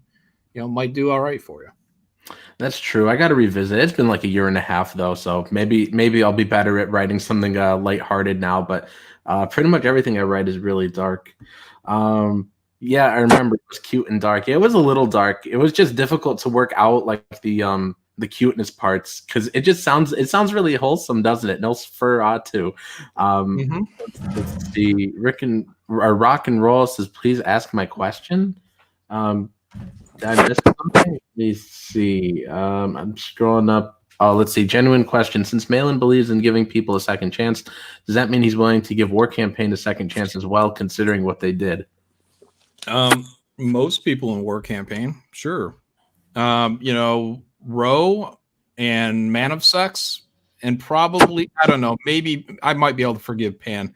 I don't think Pan went after anyone's passed away sister. So, but Roe and Man of Sex are pretty much, you know, they're not, you know, they're not in my radar. So.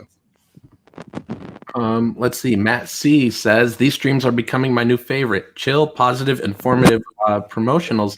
Good hype, good vibes. Well, thank you very much, Matt C. Yeah, he was the one that I told you guys earlier. He said that I seem really happy on these Afterlife with Nasser streams, and I guess it's just what CG does to people. Just makes everybody happy around here. Tom says, does War Campaign still stream? I got no clue. He says they may have disbanded. Well, I don't really know one way or the other if they did. Let's see. Rock and Roll says, thanks for answering my question. You're welcome, dude. Or, well, I mean, I guess you should say you're welcome. I only read it. I didn't, answer it. But let's see. Mike H says, I'd love to do a comic based on my DMT and psychedelic experiences. Man, it would be one effing crazy comic. Well, that'd be cool, man. You should go ahead and do it. And of course, I'm posting the link here to the Buckler. Everybody, go support John Dillard. I want to see his first comic here. Make as much as it can. I'm going to share my screen, and we'll take a look at the art. By the way, we've got 39. I thought Dillard did something else. No, he did an ash can, actually. He did do an ash can for this same character, and it's available on here too. But we've also got 39 people in here, guys. Hit the thumbs up or thumbs down, whichever you want, and share out the link. But this is Dillard's book right here, The Buckler, and it's at $2,427. He's got 42 backers, 26 days left. And you guys could get the digital copy for $10, physical copy for $30, and he's got a few other tiers where you could get like the book plus the ash can, plus you could get some original art, some pages, even the cover. And he's got a bunch of great pages on here, some sample pages, and most of this is digital. So if you get one of the pages of original art, I mean, he's only offering 10. So it's pretty rare, the art from this book, because most of it's digital. So scroll down real quick to that, like next to one more. Like, I love that. I love how they incorporated the lettering into the image. Yeah, I think it says Winnipeg right here. Yeah, I think this is the opening of the book. I think that's what he told me on my stream with him. But yeah, this is his book, The Buckler. It's 50 pages, full color. What is that noise? Ethan's laptop or tablet. I'm on my iPad. Oh, I'll be back a little bit later. All right. Have a good one, Ethan. Peace. Anyways, yeah, The Buckler, the epic dark comedy that follows a man's fall from grace and glorious rise to infamy. Interesting. So he's got 42 backers. I would love to see him make as much as he can on this book, you guys. So everybody go back him. Everybody why don't you get this one right here? There's only 9 out of 20 of these claimed, so 11 left. The graphic novel plus ashcan plus art. I believe this is going to be a 9x12 piece, is what he told me on my stream with him. Everybody go check this out. Get some original art from Dillard. Put him to work. Make him draw as much as he can. Everybody go check out The Buckler. I'm going to post that link one more time for him right here. There we go. And let me stop screen sharing here. 38 people in here, guys. Hit the thumbs up, thumbs down, whichever you prefer. Share out the link. Let's see. Nerd Wonder says, I remember we talked about the alien monster cat story. I think the cat was supposed to die in a bloody dark way in the end. Why do all the stories with us involve gore and cats? Well, because cats are your thing. That's why I was brainstorming cats.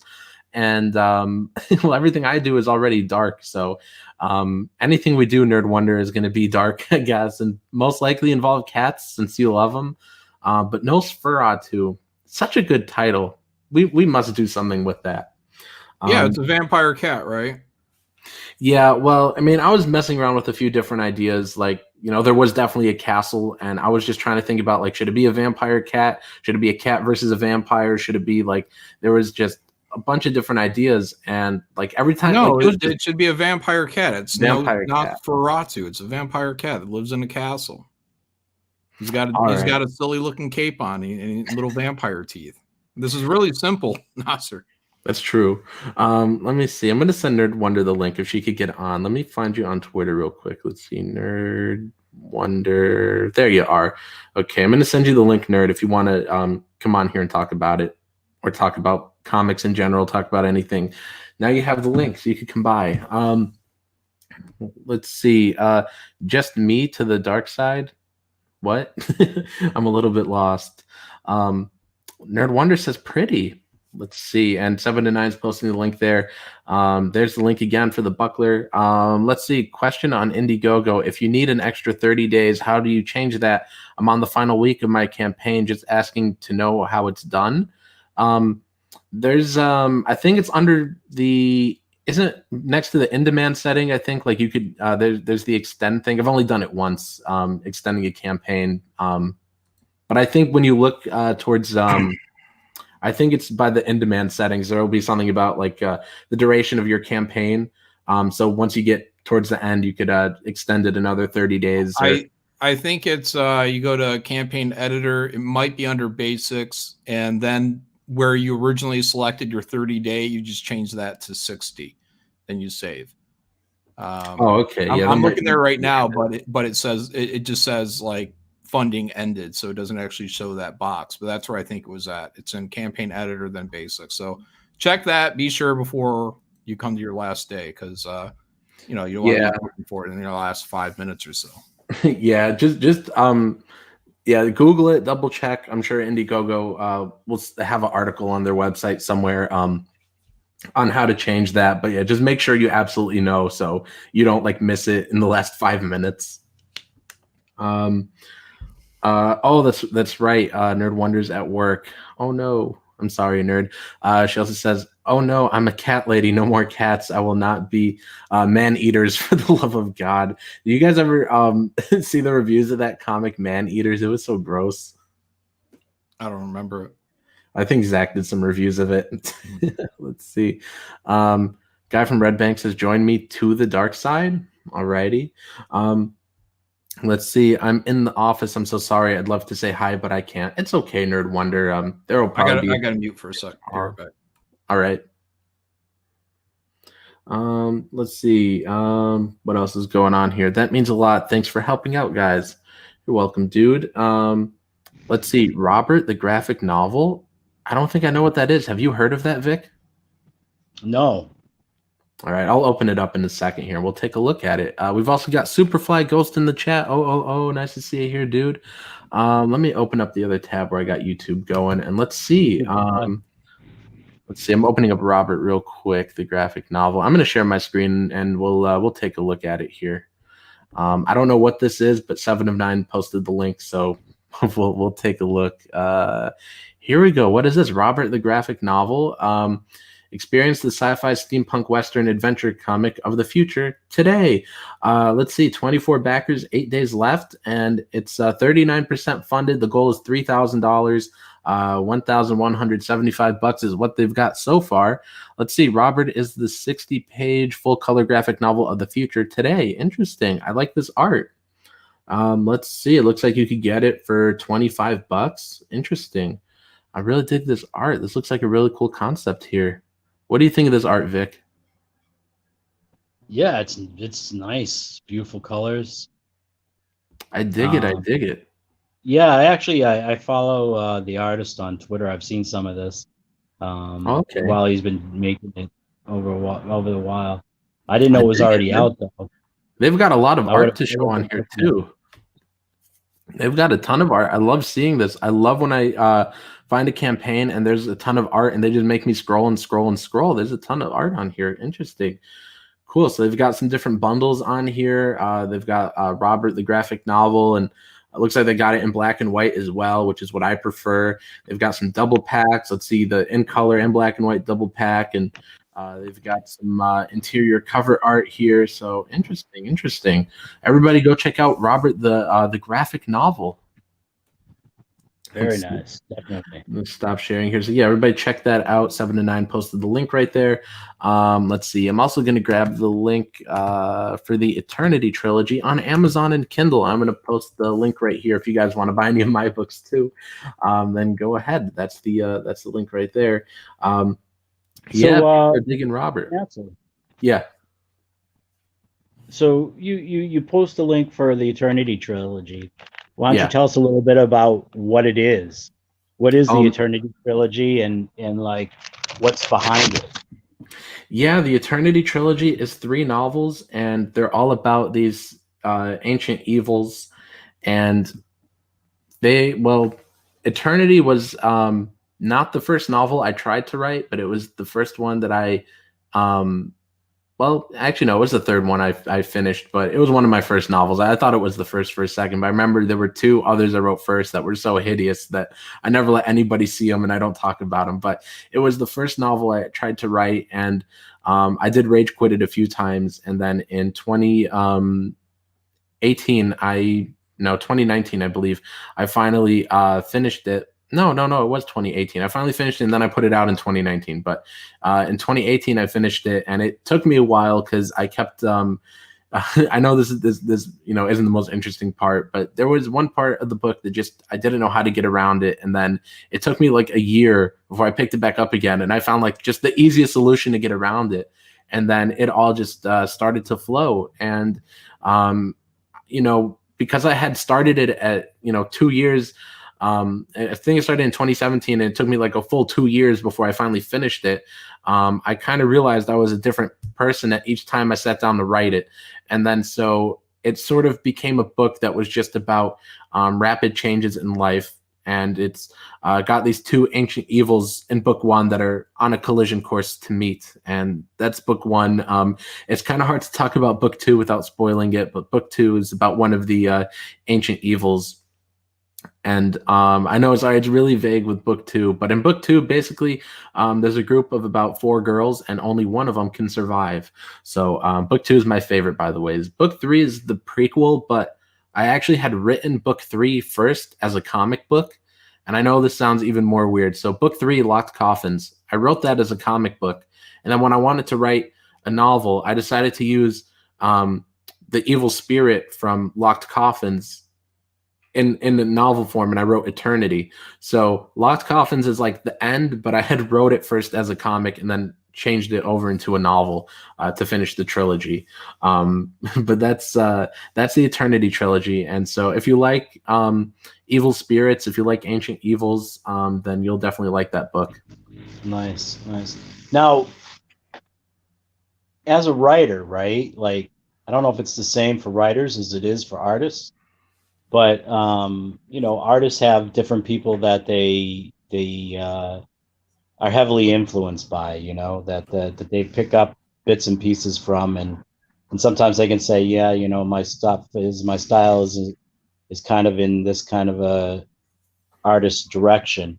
Do you have that same kind of thing going on with like different writers? Like, if you at the time of Eternity, it was really only Stephen King at the time. Like, that's the only influence on that book, which I'm a little annoyed about, because I do like Stephen King, but like I'm so much better now than when I put out that book, which it's still a good book. Everyone should buy it. But it changed over time from being a Stephen King influence on my writing to it's more H.P. Lovecraft and Shirley Jackson and William Peter Blatty. Are probably the 3 biggest influences on my writing style. So like pretty much in everything I do, I think you could see a little bit of H.P. Lovecraft, which with the way he sort of talks about different evils and unseen things, and ancient witch legends and in all these different towns. Like that's a big thing for me that I do in a lot of my books now. As far as Shirley Jackson, I love how she writes her protagonists, and that's something I sort of try to emulate. And as far as William Peter Blatty, just the way religion is used in his books, like The Exorcist and Legion and The Ninth Configuration, and the way it's not preachy, and his characters think a lot about the afterlife and the meaning of life and the universe, and is there a God and that stuff. After reading the way he did it, I really tried to incorporate it a little bit more into my work. And I love his writing style. It's very spooky. And those are the three biggest influences on me. Nice.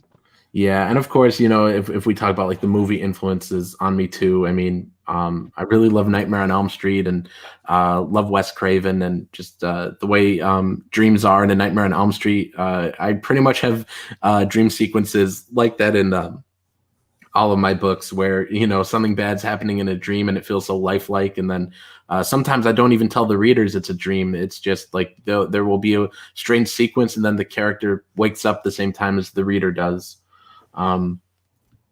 So let me also catch up in the chat a little bit. We got Dina in the chat. Love to see Dina here. She did one of the variant covers for Trixie, which is very fantastic. And we're going to have her do another one. Maybe we'll even have her do a trading card for our book, dude. I would love to have a Dina trading card. Dina, I'm going to message you later about a trading card, all right? Let's see. BoogieBot Comics says, thanks for the shout out, man. You're welcome, dude. Everybody go back, Robert. Let's see. Guy from Red Bank's dipping out. See you, man. Let's see. Dina's asking Nerd Wonder to join the stream, but yeah, she's at work, unfortunately. Stephen King is just ripping off Lovecraft anyways. Is he? I don't think so. At least not in what I've read. None of his books have come off as Lovecraftian to me. Maybe it. Yeah, maybe, but I actually really didn't like the book. I prefer the movies. Yeah, I don't know. I got like 200 pages into that book, and I just couldn't handle it anymore. Stephen King, I love a lot of his books, but the shorter the better, because he really loves to meander, especially in that book. He talks about, like, I know I made this joke once before, so it's not going to be as good this time, but he'll say something like, and the brown coat was on the chair and it was real wrinkly, and he got the coat in the summer of, or the winter of 1973, but he hadn't worn it in 5 years, and the coat was almost touching the ground, and the coat, like he goes on for 10 pages about some jacket. Like, I don't know. I felt like it went actually pretty quick. I listened to the audiobooks. I couldn't read that thing if you put a gun to my head. But the audiobook, I felt like it was actually fast paced. But yeah, it's long as fuck. Yeah. I don't know. Like, it just meandered a little bit too much for me. I like his shorter books a little bit more. Yeah. In the book, the kids are all getting it on, by the way. And yeah, I don't feel like I should need to know the knowledge of who has the biggest junk in the group. But I do. It's the fat kid, by the way. Oh my goodness. I don't know. I mean, like, I there's certain Stephen King books I like, but I have to say, like, my favorite one was not even really a horror, book. It was Firestarter. It was like the first book I read in like high school. And was it any good? Yeah, Firestarter is an excellent book. It's a superhero book. I've seen the movie when I was younger. I never read it. Yeah. My favorite Stephen King books are Carrie and 11/22/63, which isn't horror. It's a dude goes back in time to stop JFK from getting shot. I really love Misery. And he's got a lot of good short stories too. Like The Boogeyman was a really fun one, and The Mangler, which is a movie that I really need to see, but it's such an expensive Blu-ray. Let's see. We got I hope I say this right. Catracel White says, do you read Clive Barker? I have the Books of Blood, but I haven't read them. And Andrew says, "Love your art, Dina." Yeah, Dina's really fantastic. You read his Children of the Corn. I have the short story in the Night Shift collection, but I haven't read it. Let's see. You should check out horror author Richard Lehman. Very dark, grueling stories. I have at least one of his books. I think it's called. Is it called Cuts? I'm trying to look over at my shelf and see it. I don't remember where I put it, but I do have at least one of his books. I think it's called Cuts or something. Let's see. It's pretty much Lovecraft's Rats in the Walls. Wait, which one is she talking? Oh, are you talking about Children of the Corn? I don't know. I've seen the movie Children of the Corn, but it didn't remind me of the rats in the walls. King liked his Coke, if I understood it correctly. Yeah, yeah, he absolutely loved his. Yeah, that's how he explained away the child group sex scene. Right, he's like, I didn't know what I was doing. Let's see. Geek Chorus is Malin greater than Michael Jordan. Oh, appreciate that. I agree. Let's see. A lot of Stephen King's recent works are just repeating some Lovecraft's works. Like what though? I don't know. I read his book, The Outsider, which is there's a Lovecraft short story called The Outsider, but they're nothing alike. I watched the show on HBO, and all I could think about was that he repurposed it. I mean, I guess I could see that a little bit. I haven't watched it, but I read it. I could see that a little bit of repurposing it in some ways, definitely. The Langoliers was kind of Lovecraftian in a way. Oh, I haven't seen it, but I think I have it on DVD. I heard it was awful though. Yeah, I was. What was? The Langoliers? Oh, Langoliers. Oh yeah. Had a dude from Perfect Strangers in it. Valky, yep. You like to tear that paper up. Let's see. Superfly Ghost says, I want to take a chance to compliment John on his art direction and design knowledge. I knew his skills were strong, but listening to the X-Men cover breakdown solidified by my thought. Oh, thank you. Other good points were brought up there. Camel Moon pointed out that Beast was standing in front. His foot had went in front of that trench coat, and then that just destroyed pretty much the entire cover. Because everything just breaks down. There's no logic, no rhyme or reason behind it anymore. What was the cover? I missed this. X-Men Legends by Brett Booth. Bring it up. We could go through it real quick. All right. Let me see. It's let me see. It was X-Men Legends Brett Booth. Hold up. You'll see it. It's got Cyclops on the cover. He's blasting his eyepiece, and Havoc is shooting a hand blast. Let me see here. Okay, let me share my screen.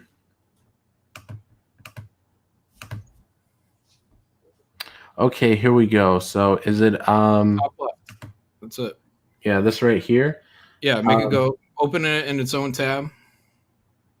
Right click. Oh, you can do that too. Okay.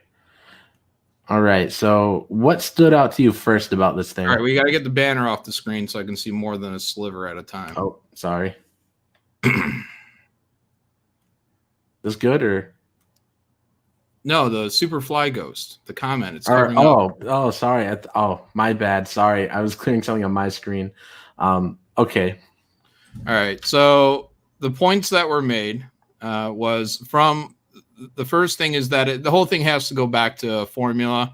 The X-Men logo is too reminiscent of the 90s. The X-Men itself, the word looks fine. Keep it up on top there. Yeah. Sir.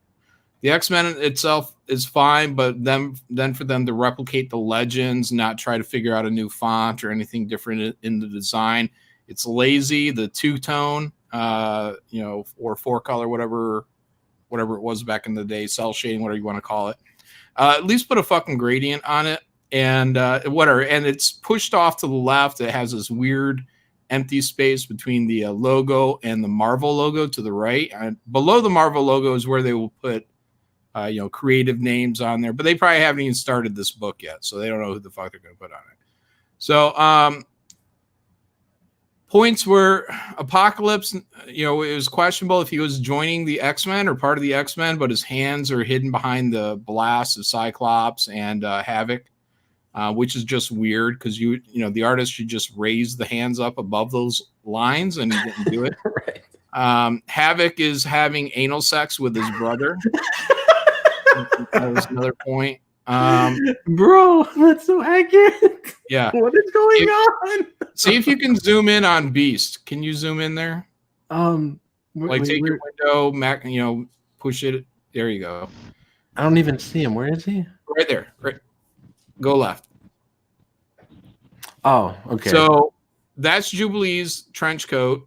Beast is stepping in front of it, which makes Beast look very small. If his foot was tucked behind the trench coat, he could have been at any point in depth behind that. But because it's actually stepping on it, we know that he's within, let's say that trench coat is like 3.5 feet long. So we know he's standing about 3.5 feet behind her. So that makes him very small, like probably maybe even smaller than Deep Roy, the actor.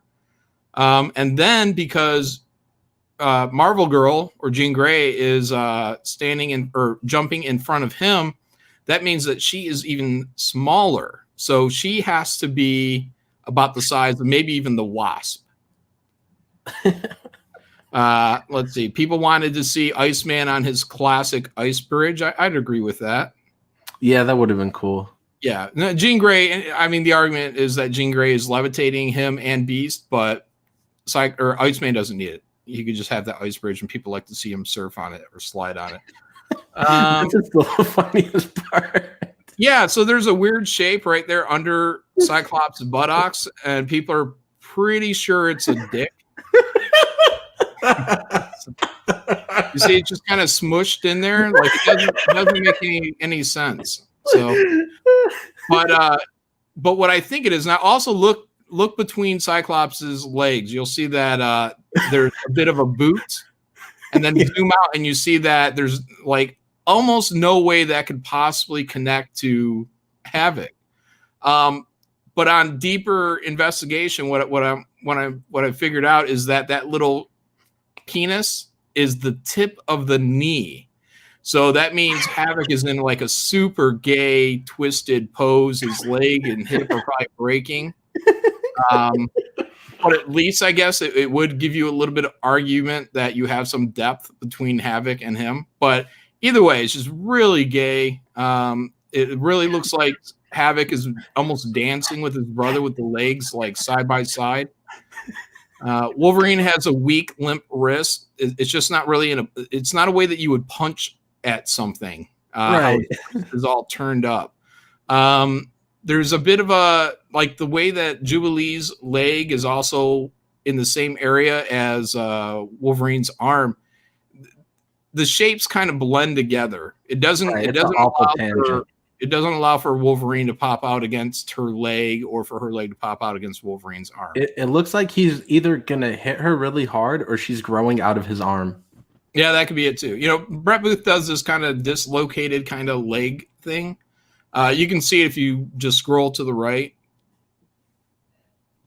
This character in the back, it's all right. It's a huge exaggeration though. Like that leg it doesn't look like it connects properly. I don't even know what I'm looking at here.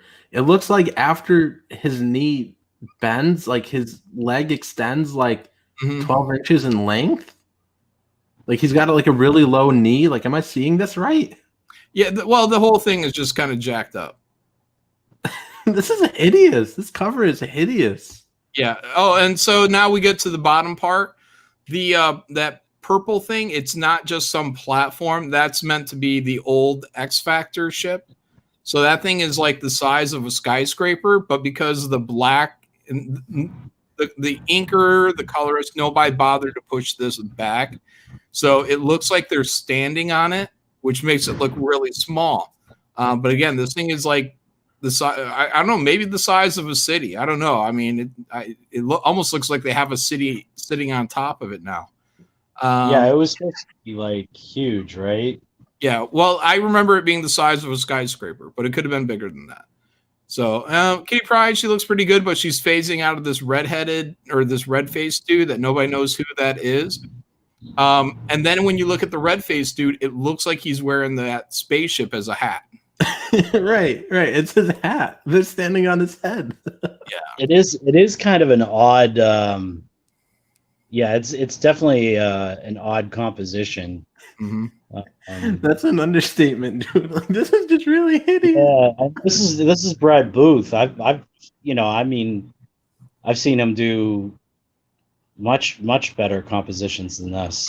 He phoned it in. Yeah, and that's just it. Is like, our understanding is that he really wanted to do this job pretty bad, and like, then he gets the job, and then he turned in this. Like, it's his fault. It's the colorist's fault. It's the editor's fault. I give a lot of blame to the editor for not going over the layout and saying, well, we need this change. We need this back here. The ship probably should have been put in the furthest back, way beyond Apocalypse. So it would be a little bit harder to tell the scale. It could have been nearly the entire background, as a matter of fact. And instead of just this big kind of open area with a bunch of colored-ish speed lines.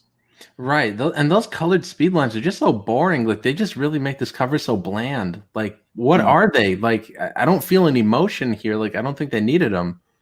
Especially because people are going in, like, different directions, too. Like, what speed am I supposed to be seeing here? This dude's getting raped facing this way. These people are this way. These people are this. He's just standing here. Like, is he supposed to be in motion? Like, he looks like he doesn't even care. He's just like, oh, yeah, I'm taking over a boring Tuesday. Like, that's how he looks. Yeah, Apocalypse almost has like a yawn face going on. He's like, and then you look at Havoc's face. Havoc's face has kind of like a Beavis and Butthead look to it. Right. Oh boy! Like, the drawing of the arm, those are executed well. The drawing of the legs, he gives them kind of thick legs and skinnier upper bodies. Like, you look at Cyclops, like you go below the belt and he never skipped leg day, but then you go above the belt. Also, the position of the arm on Cyclops, it's all within the area of his torso, so you don't have a great silhouette there. So if he was silhouetted, you'd only make out a one-armed man with some kind of weird ridge on his back. Right. He'd look more like a half-armed man. That's just standing like so awkwardly, like oh my goodness, like he is getting raped. Like, there's no way around it. Especially look at the dude's face, like he's enjoying it. Yeah, that's his brother, by the way. Havoc. Yeah. Oh my goodness, this is so funny. Yeah. And Apocalypse should always look menacing. He doesn't look menacing. He looks bored. He's like, I gotta take over the universe again. See, here's the problem. They get someone that's a 90s guy, and then they say, how do we make this guy look like it's really 90s? Oh, let's make the logo really 90s. Let's put them all in the 90s costumes. It's like, no, man. Like, let this guy do your main shit. Don't let him do some flashback bullshit. Put him on your main shit, your main books right now, your main X-Men book that you want to sell. Put this guy on it. Brett Booth is a pretty good talent. He may need an editor that knows how to, make the changes necessary to make something like this work. So give him a good fucking editor. But I don't know if they have any good editors. I'm curious what the chat thinks about this. But that's the limited thinking of people at Marvel, is they think, oh, Brett Booth, he's a 90s guy. Let's put him on a 90s flashback book. Like, no, man, he's better than that. Put him, like, even when Cable, when I did that Cable 150, like, that was part of their like legacy line, and it was trying to reach back to like the old 90s, but they still had enough of the modernness to it that it wasn't like a complete like insult. Which was a fantastic book, by the way. I have that whole run you did. I think it was like 5 or 6 issues, that arc. Yeah, I think 5 issues. Yeah. Matt C says, did they draw this stuff separately and just combine them later in Photoshop? No, I think he's a traditional guy. Yeah. Look, some of these guys, especially these guys that are seemingly the quote fast guys. They're fast, but their brains don't work in thinking out some of these things. That's why you need to get an editor that knows what the fuck is going on. So a good editor would have made pretty much all the corrections that I just brought up and said, hey, Brett, we got a problem. We got this guy going here. That's ruining depth. We got, you got 2 brothers that look like they're fucking each other in the ass. We just prefer that not to happen. Let's take this ship and use it to fill up the entire background. Maybe put it next to an actual city so we can get a sense of scale on what the actual size of this ship is. You got to push your people to deliver their best work. Like that's the job of real true editors, and real true editors I don't think really exist anymore. Yeah, but I gotta tell you, John, though, I mean, this is Marvel, so the whole Havoc and Cyclops, and it looks like they're doing each other thing. Mm-hmm. Yeah. There could have deliberate. been an editor that said, "Ooh, I like that. I don't want to point that out. I'm like, believe it." Let's make that the up in front. Blow that up.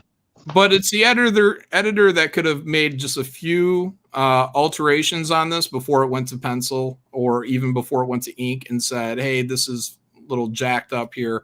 Let's fix these things." Right. And then that makes Brett Booth be represented better, and it reflects better on Brett Booth, because then when that perfect cover comes out, people say, "God damn, how did Brett Booth come up with all this shit?" And in truth, a good editor would have came in there and made it into that, and then the editor steps aside. Like, Brett gets the credit for that great cover, no matter how much the editor put in there.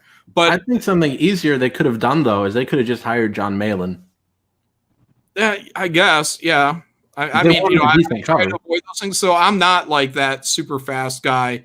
But everyone needs some editorial guidance. And, I barely got any, even at Marvel. But like what I was saying is, when you have these fast guys, sometimes their pencil moves faster than their brain does. Just like Kanan White when he did the Kozor cover and he put the moon or the clouds behind the moon. It's like fantastic artist, but needs an editor in there, someone to say, "Wait, stop, what's this?" Not even an editor for that, just someone with a good, saying, "Hey, we're questioning what your motives are here. At least give me a good reason that this is going on. Convince me so I can convince other people when they're asking." Mr. Dong says Cyclops is shooting his laser, so he's really sensitive in the back. Yeah. Oh boy. Then he says, "I remember this post from SNL's The Ambiguously Gay Duo." Yeah. I mean, it's dead on. Yeah. That's what it is. Oh boy. Nerd Wonder says, "I think they did resize everything in Photoshop. It looks like they may not have been I'm sorry. There's some typos. There might not have been a concept piece or separate sketches. Alrighty then. Superfly Ghost says, "This is just laziness." Sorry, what did you say, Vic? Oh, I was going to say, I follow Brett on Twitter, and he posts a lot of his whip work. So I saw parts of this in process, like, individually, what it looks like is he was just trying to do too much in one cover, like, trying to get everybody in and trying to do everything in that 11 by 17 space. And I think he just, like John's saying, an editor would have scaled some of that back or had him adjust it, Let's see. Well, King Crow says a little editing could have steered towards a cool cover. Superfly Ghost said, "and feels messy without focus." Yeah, all of that is where a good editor would come in and say, "Brett, we like what you're going for here, but here's 5 things to improve this. And once you do these 5 things, people are going to applaud you on this cover, for the next 10 years." But they don't give a fuck, because they don't know what the fuck they're doing. Superfly Ghost says, "Yeah, Brett is very talented. This cover baffles me. It baffles me too. I like his art. I don't know how on earth he came up with that cover." Yeah, well, we had talked about, they were trying to go for like an X design. So the laser blast was part of the X, the Havoc blast was part of the X, the gay legs extended. Well, let me share it again so we could see that. Was the 3rd part of the X, but they never landed the 4th part of the X. Oh, I see it now. Yeah, so they're trying to make like this laser here is part of it and extends down here. Then this right here, nothing. Like, right, it just starts to X here and there's nothing. Yeah. Yeah, I think how you could have made that work a little bit better. Again, this is the fault of the editor, probably the colorist as well. is you would have had to have knocked Wolverine and all the figures there back in order to bring Kitty Pryde and Lockheed, make them really stand out, because I think those are the attempt to complete the X. Yeah, they could be, but yeah, they would have to be a little bit up more. Maybe this arm could have connected it, but you just really lose it right here. Like when it, I mean, you really lose it right here. Like there's nothing coming down here. It's really dumb. Yeah. So anyways, again, an editor would have said, let's be sure we figure out the fourth branch of that X so we make this thing work properly. But they don't know what they're doing. Let's see. Nerd Wonder says, if some fast artists don't know how to be that creative, wouldn't it be a good idea to have a writer tell them what to exactly draw? Either that or just have somebody just do a quick thumbnail for you. Like, I don't know. I'm sure somebody could have come up with a decent enough thumbnail, and then they could have just had Brett Booth. Very few writers are talented enough visually to tell an artist what to do. I mean, That's also true. You would have to be working with one of the finest writer/artists in the industry for them to successfully guide you panel from panel to panel. And when you do that, you end up with a artist that gets frustrated because they have no creative room to think or breathe, to operate. So again, it's the editor. The editor is the one that, as these pages come in, they should be going over every layout for everything from front to back of the book, and making sure everything works. And same with the script. They have to go through that script before it ever goes to the artist and make sure everything works from front to back. These are the jobs of editors. Right. And they just don't do any editing anymore. No, they're too busy being social justice warriors to actually sit down and learn the skills of comic book sequential storytelling. Let's see. Bullet says, sometimes I think a lot of artists don't step back long enough to look at their own work with fresh eyes to see the mistakes.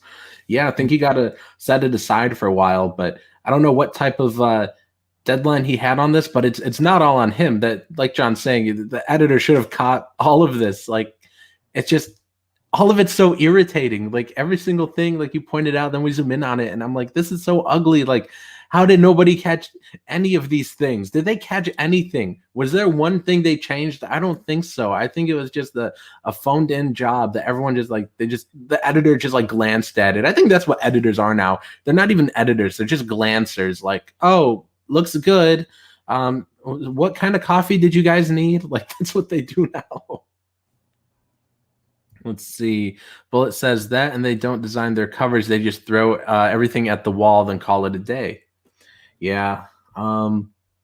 Dina says, I made the same mistakes, and I'm not even a real artist. You're a real artist. Let's see. Matt C says, I'm really digging the instructional critique here. It's not bashing. It's telling how to do better. Very practical. Yeah. Let's see. Nerd Wonder says, the dark blues of everyone clashes too much to make the X. Let's see. Eric von Stugel says, Havoc is just turning Scott into a werewolf is all. It's true. That's true. All it takes is one injection. Oh, boy. That's the thing. Malin gives excellent constructive critique. You used to, John, you used to do those shows where people, you did a couple of them where people would send in on Twitter, they would send you their artwork and you would spend like an hour going over different people's work. And I remember one time I had submitted a piece and you went over it and I got so much out of what you gave me, and yeah, it was definitely beneficial, I mean, so anytime John opens his mouth to give a critique on some work, listen, because there's something to learn there, definitely. And also, Malin is the best cover artist. Let me actually click this on me. There we go. And let me take that off the screen. There we go. This is Malin's cover he did for me. Isn't this thing awesome, you guys? We still have some left. Maybe we'll do another printing of this cover. Let me see. Let me stop my camera now. But yeah, that's a really beautiful cover. I think this one was the fan favorite. It's actually really close between you and Dina for who was the fan favorite cover. But yeah, we got a lot of talented artists to work on that book, like a bunch of great covers. And oh wait, it's still locked on me. Let me take it off me. And Ethan did a trading card. That was really great. That was a great campaign. Let me see what else is going on in the chat. Who is usually better at wearing the editor hat, a writer or an artist? I mean, what's the editing? What though? Like that piece we just looked at. I think it really would have taken anyone with common sense. But if you're talking about somebody that's going to edit a whole book, I mean, I don't know. I mean, I don't really know. I would probably say, you know, if there is no actual editor involved, the editor is probably, the writer is probably good at editing the artist, at least suggesting things where, you know, you might, again, just having that second point of view on something. And then the artist reading the script might be good at saying, hey, what if we did this? I mean, that's why comics is a collaboration.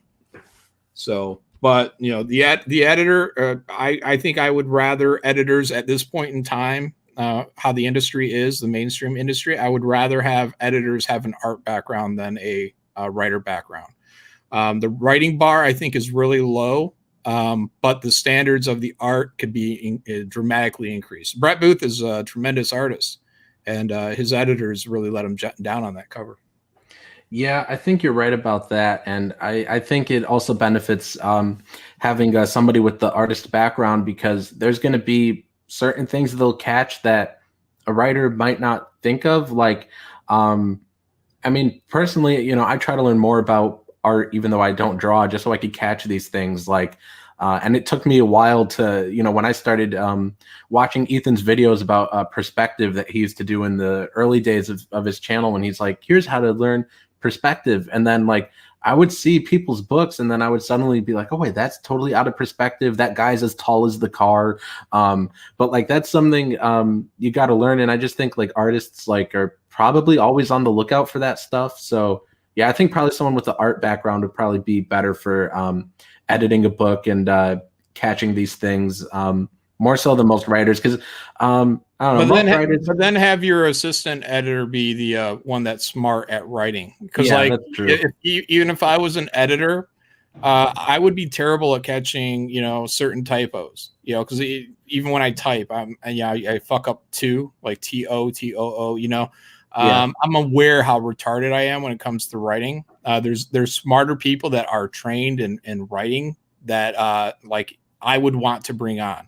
Because I feel like I can cover the art end to a real high degree, but I would need somebody on my team that could cover the writing end and, you know, be that extra voice to bounce something off of when I'm trying to communicate with the writer. Yeah, I'm with you on that, man. Teamwork, guys. Teamwork. Let's see. Hot beef wolf milk injections. Oh boy. Let's see. Oh wait, I'm catching people in the middle of conversations. Every artist will improve and find value with peer review, no matter their skill level. Let's see. That cover is fire. Yeah, everybody loves this cover. I don't know if we do a second printing of this cover. I wonder if I prefer black and white covers, but I wonder if we should color it just to set it apart from the first printing. Maybe we'll color this. Who knows? But everybody loves that cover, so I'm probably gonna have to reprint it. Yeah, maybe we'll color it. Let's see. George Soros says, John, I am the Michael Jordan of being a son of expletive. Wow. Thank you. Let's see. Oh, wait, catching people in conversations again. Rock and Roll says, all it's really about is learning the lingo, how it works, and developing an eye for it to be able to communicate properly. Yeah, well, that's oversimplifying it because, I mean, we're talking, you know, with me, I mean, everything I understand about art and design is, you know, decades of studying comic book stuff. You know, I think the problem is when all you think you need to do is know the lingo or a couple of tricks along the way that would qualify you as an editor. I think that's not the best way of going about this art form. You know, I say this all the time. This industry needs killers in it from top to bottom. Marvel, DC, when I talk about, I don't care what happens in independent comics, but mainstream superhero comics should have killers in it. If Marvel puts out 50 books a year and DC puts out 50 books a year, I know I'm just, or a month, I'm just throwing numbers out there. We may need 50 books from each publisher to be on absolute fire in order to heal the industry and get it back to where it's being healthy. Because I've walked into comic shops plenty of times in my later years and walked right back out after an hour of just flipping through stuff because nothing was really grabbing me. I'm with you on that. Like that's happened to me a lot too. Like you go in and you could leave with everything you want because either you find nothing or you might find, I don't know, one or two interesting things, and most of the time that's in like the back issue bins, something from 20 years ago, 30 years ago, 40 years ago. So anything new really, like, I don't know, most of it's just awful. Yeah, I remember like just going to the comic book store, and the most frustrating thing was not having enough to as a kid, not having enough to get everything that I wanted. Exactly. That's how everyone should be leaving a comic book store experience, where you have to put something back because you can't afford all the good stuff that you want. And then maybe you come back the following week, to grab that. That's how everybody's comic book store experience should be. So mainstream Marvel and DC, that's how everyone should feel when you walk into a comic shop, is that, oh my God, there's so many good options here, so many stories and great fucking art. It's incredible. I've dropped every last dime I got. But that mentality of having killers on every book, writers, artists, that includes the editors, just like this cover is an example of how an editor can let down even a fantastic artist. Now, that editor could have elevated this and sales could have went up maybe a percentage point, maybe a couple, who knows? But everything should be on fire. And if it's not on fire, then you're losing. Let's see. Billy Radish says you need to get stuff done, more volume, get that monthly work ethic back. Well, I don't know. I think the monthlies, they're pretty much dead now. I don't think that's really the way to go anymore. And that's a shame too, right there, because here you have, right? Okay, so Marvel and DC, take those two. Between those two companies, you have all of the most famous worldwide, everybody in the world knows all of their superheroes. They're the greatest IPs that have ever existed, on across any genre, right? So Superman is known everywhere in the world. You can't say that about any other medium, they, instead of doing all this hipster wokester stuff that they've been trying to do for the last 10 years, really, I want to say 10 years it's been, because that's really when it started. They should have been trying to put a comic book in every kid's hand in the entire world. That should have been their goal. Could you imagine if they had monthly sales that were are you saying when the films started happening? Is that what you're saying? Yeah. The thing about that is in my mall right here where I go to the movies and where I've seen pretty much all the comic book movies, there used to be a 5-minute walk away from there in the mall, probably even actually less than that. There used to be a comic book shop and it closed down. And I'm like, how are they making millions or billions right here? And then you walk 2 minutes to the comic shop and that place went out of business. That just didn't make any sense to me. Yeah, because that's one of the underlying problems of the industry. And I was talking about this just a few days ago. It's it used to be comics were the cool place to be. And if you wanted, when I got into comics because, I enjoyed cartoons. And then when I saw the comic books, I was like, whoa, these are next level cartoons. This is a little bit more adult to me. People are smoking and drinking, implied cussing, implied, dismemberment. So comics were a lot more dangerous. And now what it is now what they're doing is they're trying to develop for TV. They're like, how do we make their TV executives and our movie executives like us more? How do we make them feel happy with us and not challenge them? So maybe we can be promoted and become Hollywood execs one day. They don't care about the comic book industry. They care about it being the next step, to that career. And because of that, you get a watered down Wolverine. He doesn't smoke anymore. I don't know to what extent he even drinks. He went from being a berserker to being a teacher at the Xavier Institute. I mean, this stuff has gone, jumped the shark a long time ago. And that's why people have tapped out, because now the comics are largely, as neutered as any kind of film you're gonna see. So, and that never should happen. We should never bow down to Hollywood or toy lines or what people feel about this is too, this isn't sensitive enough. That's not our concern. Our concern is that we are the top creative talent in the world in terms of creating IPs in the comic book industry. We can make new content monthly. Create whole new, if they develop a toy line, if they develop a TV show or video game, these are years in the process. Comic books can do it in a month. So we never should bow down to these other industries. They should have always been bowing down to us. They should be begging for our properties.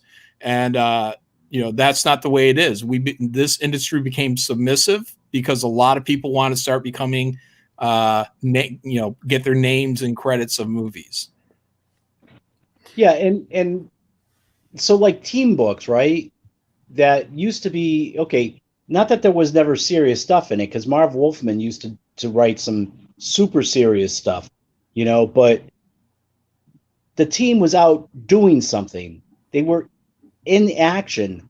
Now you pick up a comic book and it's like the X-Men or the Justice League, and they're all sitting around like a kitchen table having a big, long, philosophical discussion about identity politics or whatever. That's good. That's good for TV.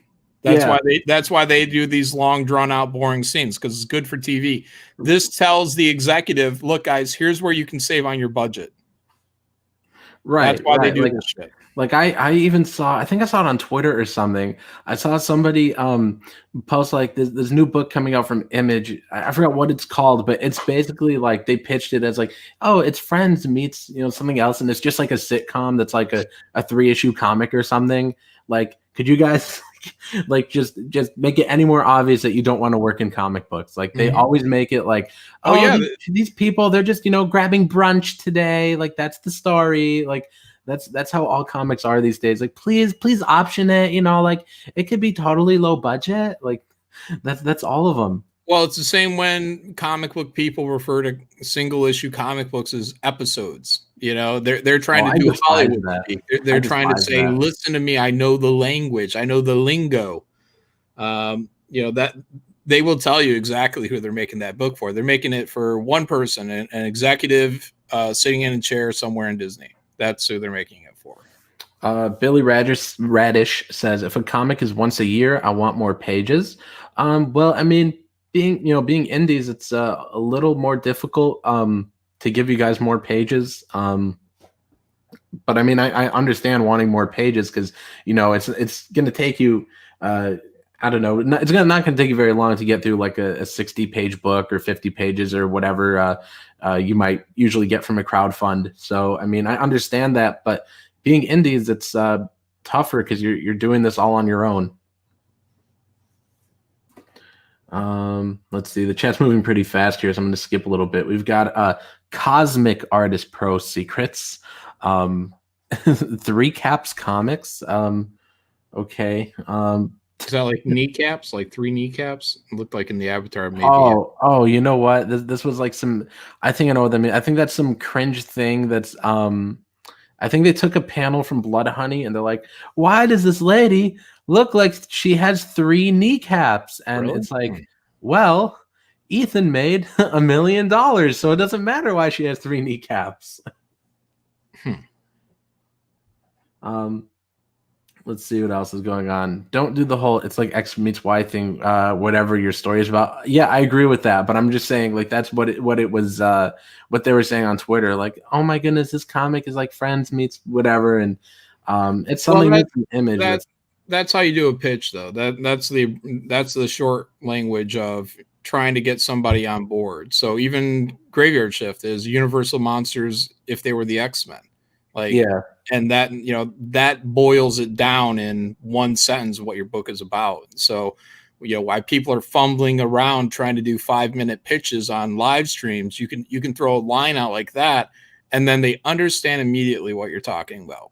People that actually do read X-Men or understand what the Universal Monsters are. So there are points in that, and that's usually in a pitch. Let's see. More pages though, stretch goals is a good way to go. No, it's not. No, it's not, because now you're gonna have to do even more work to hit that same deadline, and now you're gonna pay more for printing, pay more for shipping, pay more to get people to letter, pay more if it's in color. Mine usually aren't. You're gonna have to pay more for people to color. All the rates you're paying are going to go up, and your deadline, I mean, technically you could extend it, but it's not typically a good thing to do. I really disagree with stretch goals about expanding the book.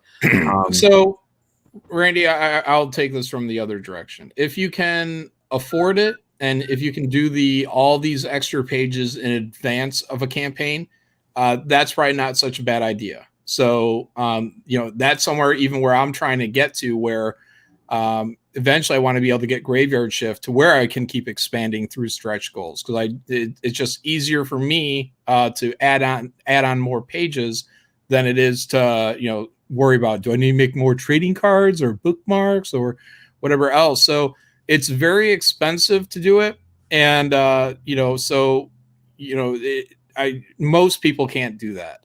But Nasser's 100% right, because if you have down a delivery date and now you've extended so many pages and these pages haven't been drawn, then you're really going to hurt on making that deadline. But if you can afford it, and if you can do all this material in advance, then what you can do is you can just break it down in 10 pages, 20 pages, whatever.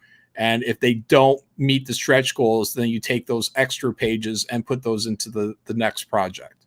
That's a really good point too. Yeah, but I would really only recommend that for Graveyard Shift. That would be something like supplemental, so not necessarily the story, because you want people to get that main book, that main story. You know, like that thing needs to be, again, you want to think it out like, you know, a murder weapon. It's got to be fucking perfect, samurai sword of a book. Right. Make sure your book makes sense at the page count you're initially offering. Don't make it so that like, oh, but then we'll get, you know, 12 pages of story. Because like when I see that, it makes me think like the story as it is now is not complete. If you're going to do extra pages, make it a supplemental, or even an ash can or something. Just anything along those lines. Just because when I see it, like someone's like, it's 48 pages, but this much we can extend it to 60. Well, is it going to make sense to me if you don't extend it? That's the sort of thing people think about. Right. And I think I think a lot of, you know, some of the people look at like what Ethan did with extending Blood Honey the way that he did. But he already had so much of the story plotted and planned out, you know, that he was able to do that. You know, I mean, the smaller creators aren't going to be able to do that, especially people that are just kind of like getting their feet in the door, or the first couple books. Ethan's had 27 years in the industry, you know, so he knows how to make something like that work. The average person that's like putting out a new campaign, it's like their first book, maybe their second. You know, they don't have that kind of experience. Also, I do also need to say this though. I'm all for adding pages if you mean you're going to add like a fan art gallery. We did that with Trixie, and of course, when you do your budgeting, make sure you budget as if, you know, your book is 64 pages instead of 60. That's what we did for Trixie. Me and Vic, our book is 20 pages, but I'm budgeting for 24 just in case we add like an art gallery, or like in Trixie, we had a page, a signing page where me and Sean could both sign on it. So like, you know, we might add that to it, have a page at the start where like, you know, I could sign and where Vic could sign. So I mean, those kinds of things are good stretch goals if you want to like add an art gallery or a signing page or just a fun little extra page that's not going to take too much time to put together. If the fan art's done, you just just above it you just write like fan art gallery. Like that's not going to take more than a minute to put it all together. And Bullet says, it still drives me crazy to see comics not drawn or written for the page turn. It's really a lost art. Yeah. Like sometimes it'll just be pages of things happening, but it's not pages of story actually flowing. And if your story flows just right, then people will, they'll want to turn the page, but you'll also have it written so that the page turn is necessary. It's two things. It's first of all, it's making them want to turn the page, but it's also, I get what he's saying. Whereas like, like at the very last panel, it's like, oh my goodness, like the big reveal is going to happen when I flip the page. Like he's exactly right. Like it's a lost art in two ways. First of all, they're not compelling enough to make you want to turn the page, but then also written for the page turn. There's certain, points in the story where the way you tell it is like the reveal happens when you turn the page, or like you turn the page to the big splash page. I'm definitely with you. It's just like pages of things happening and nothing really flows together.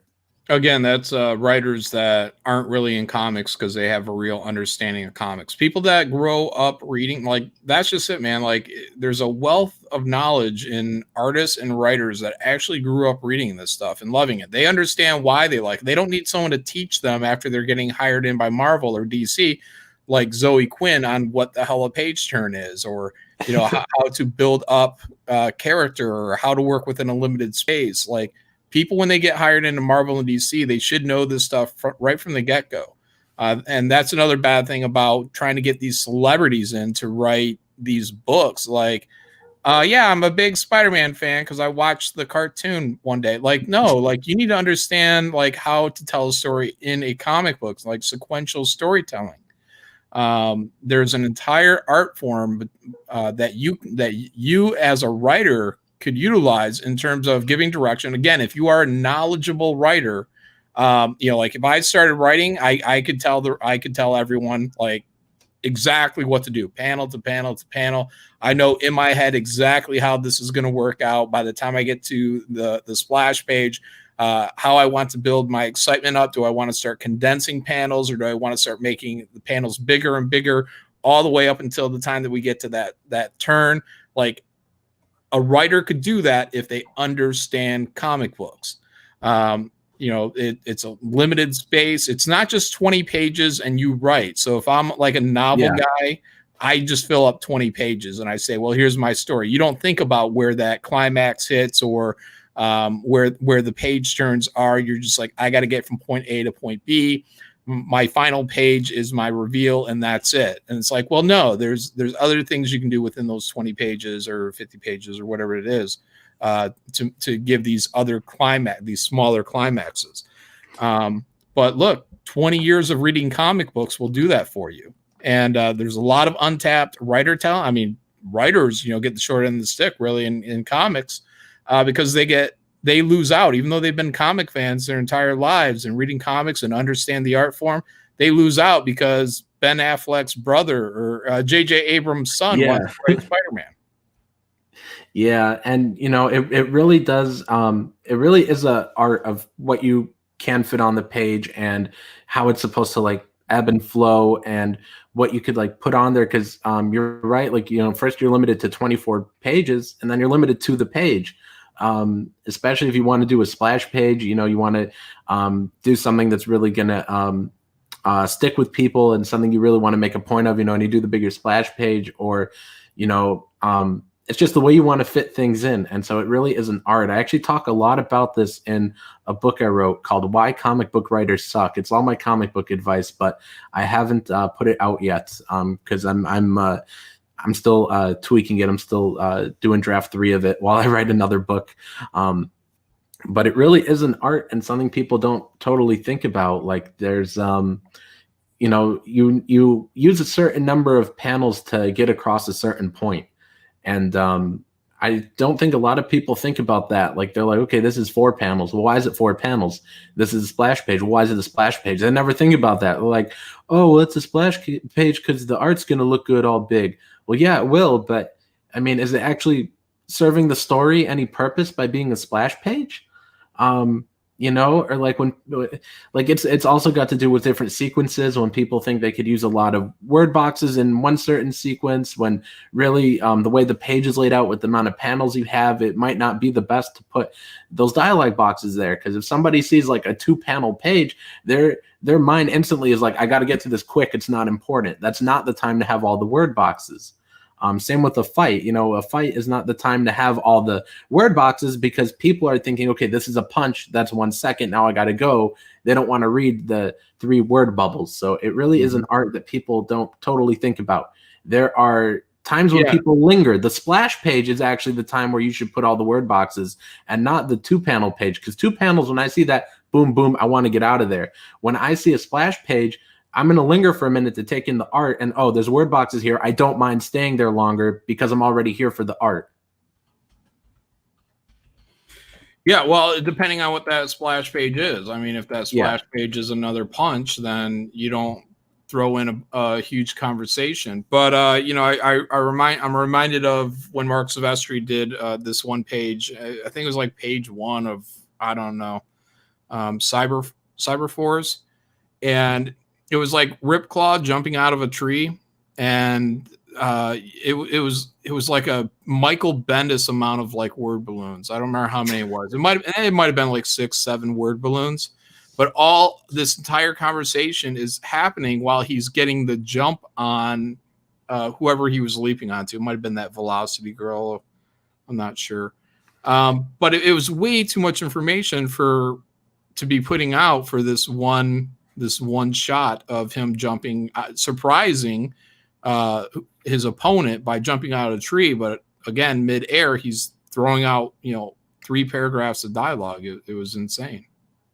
Yeah. And like people want that to be quick. So it does depend on what the splash page is, but I think there's definitely, like, more often than not, if you want to have like, first of all, I'm against having a lot of word bubbles, but I think at least the splash page typically might be the place to do it, unless, like you said, it's like just a splash page of a punch, which again comes back to, is that really what's most effective for the story? But oh man, I lost my train of thought. I was going to say something else with this, and I just totally blanked on it. I'm sorry. I had something. It was on the tip of my tongue. What was it? Now I'm just drawing a blank. I'm going to check in with the chat again. Cosmic Artist Pro Secrets, I think, is fooling people, because Dina's confused if that's Ethan. That's not Ethan. It's just some, I don't know if it's a parody account or what it is. But no, that's not Uncle E. I'm not hearing enough ums. Everybody's roasting me because I always say I'm sorry, guys. Oh boy. What was that? We all do. We all say yeah, I mean, it's just whatever. Yeah, but I'm going to post the link to the Eternity trilogy, guys, and we've been going for 2.5 hours, so I think it's about time to end the stream because I'm really tired and I'm hungry, honestly, guys. But thank you everybody for tuning in. We still got 34 people in here, guys. Hit the thumbs up or thumbs down, whichever you prefer. Share out the link, even though we're ending. Maybe somebody might want to catch this on replay. John, thank you so much for streaming with me, and thank you everybody that's been listening to this. I don't know where Vic went. He must have had to go, and Ethan never came back, but thanks to those guys anyways though for coming by. Oh, John's stream sniping when the stream ends. Well, it's okay, John Del Rose. Like, the stream's ending now, so you have nothing to snipe. Peace, guys. Bye. Flat Earth is real.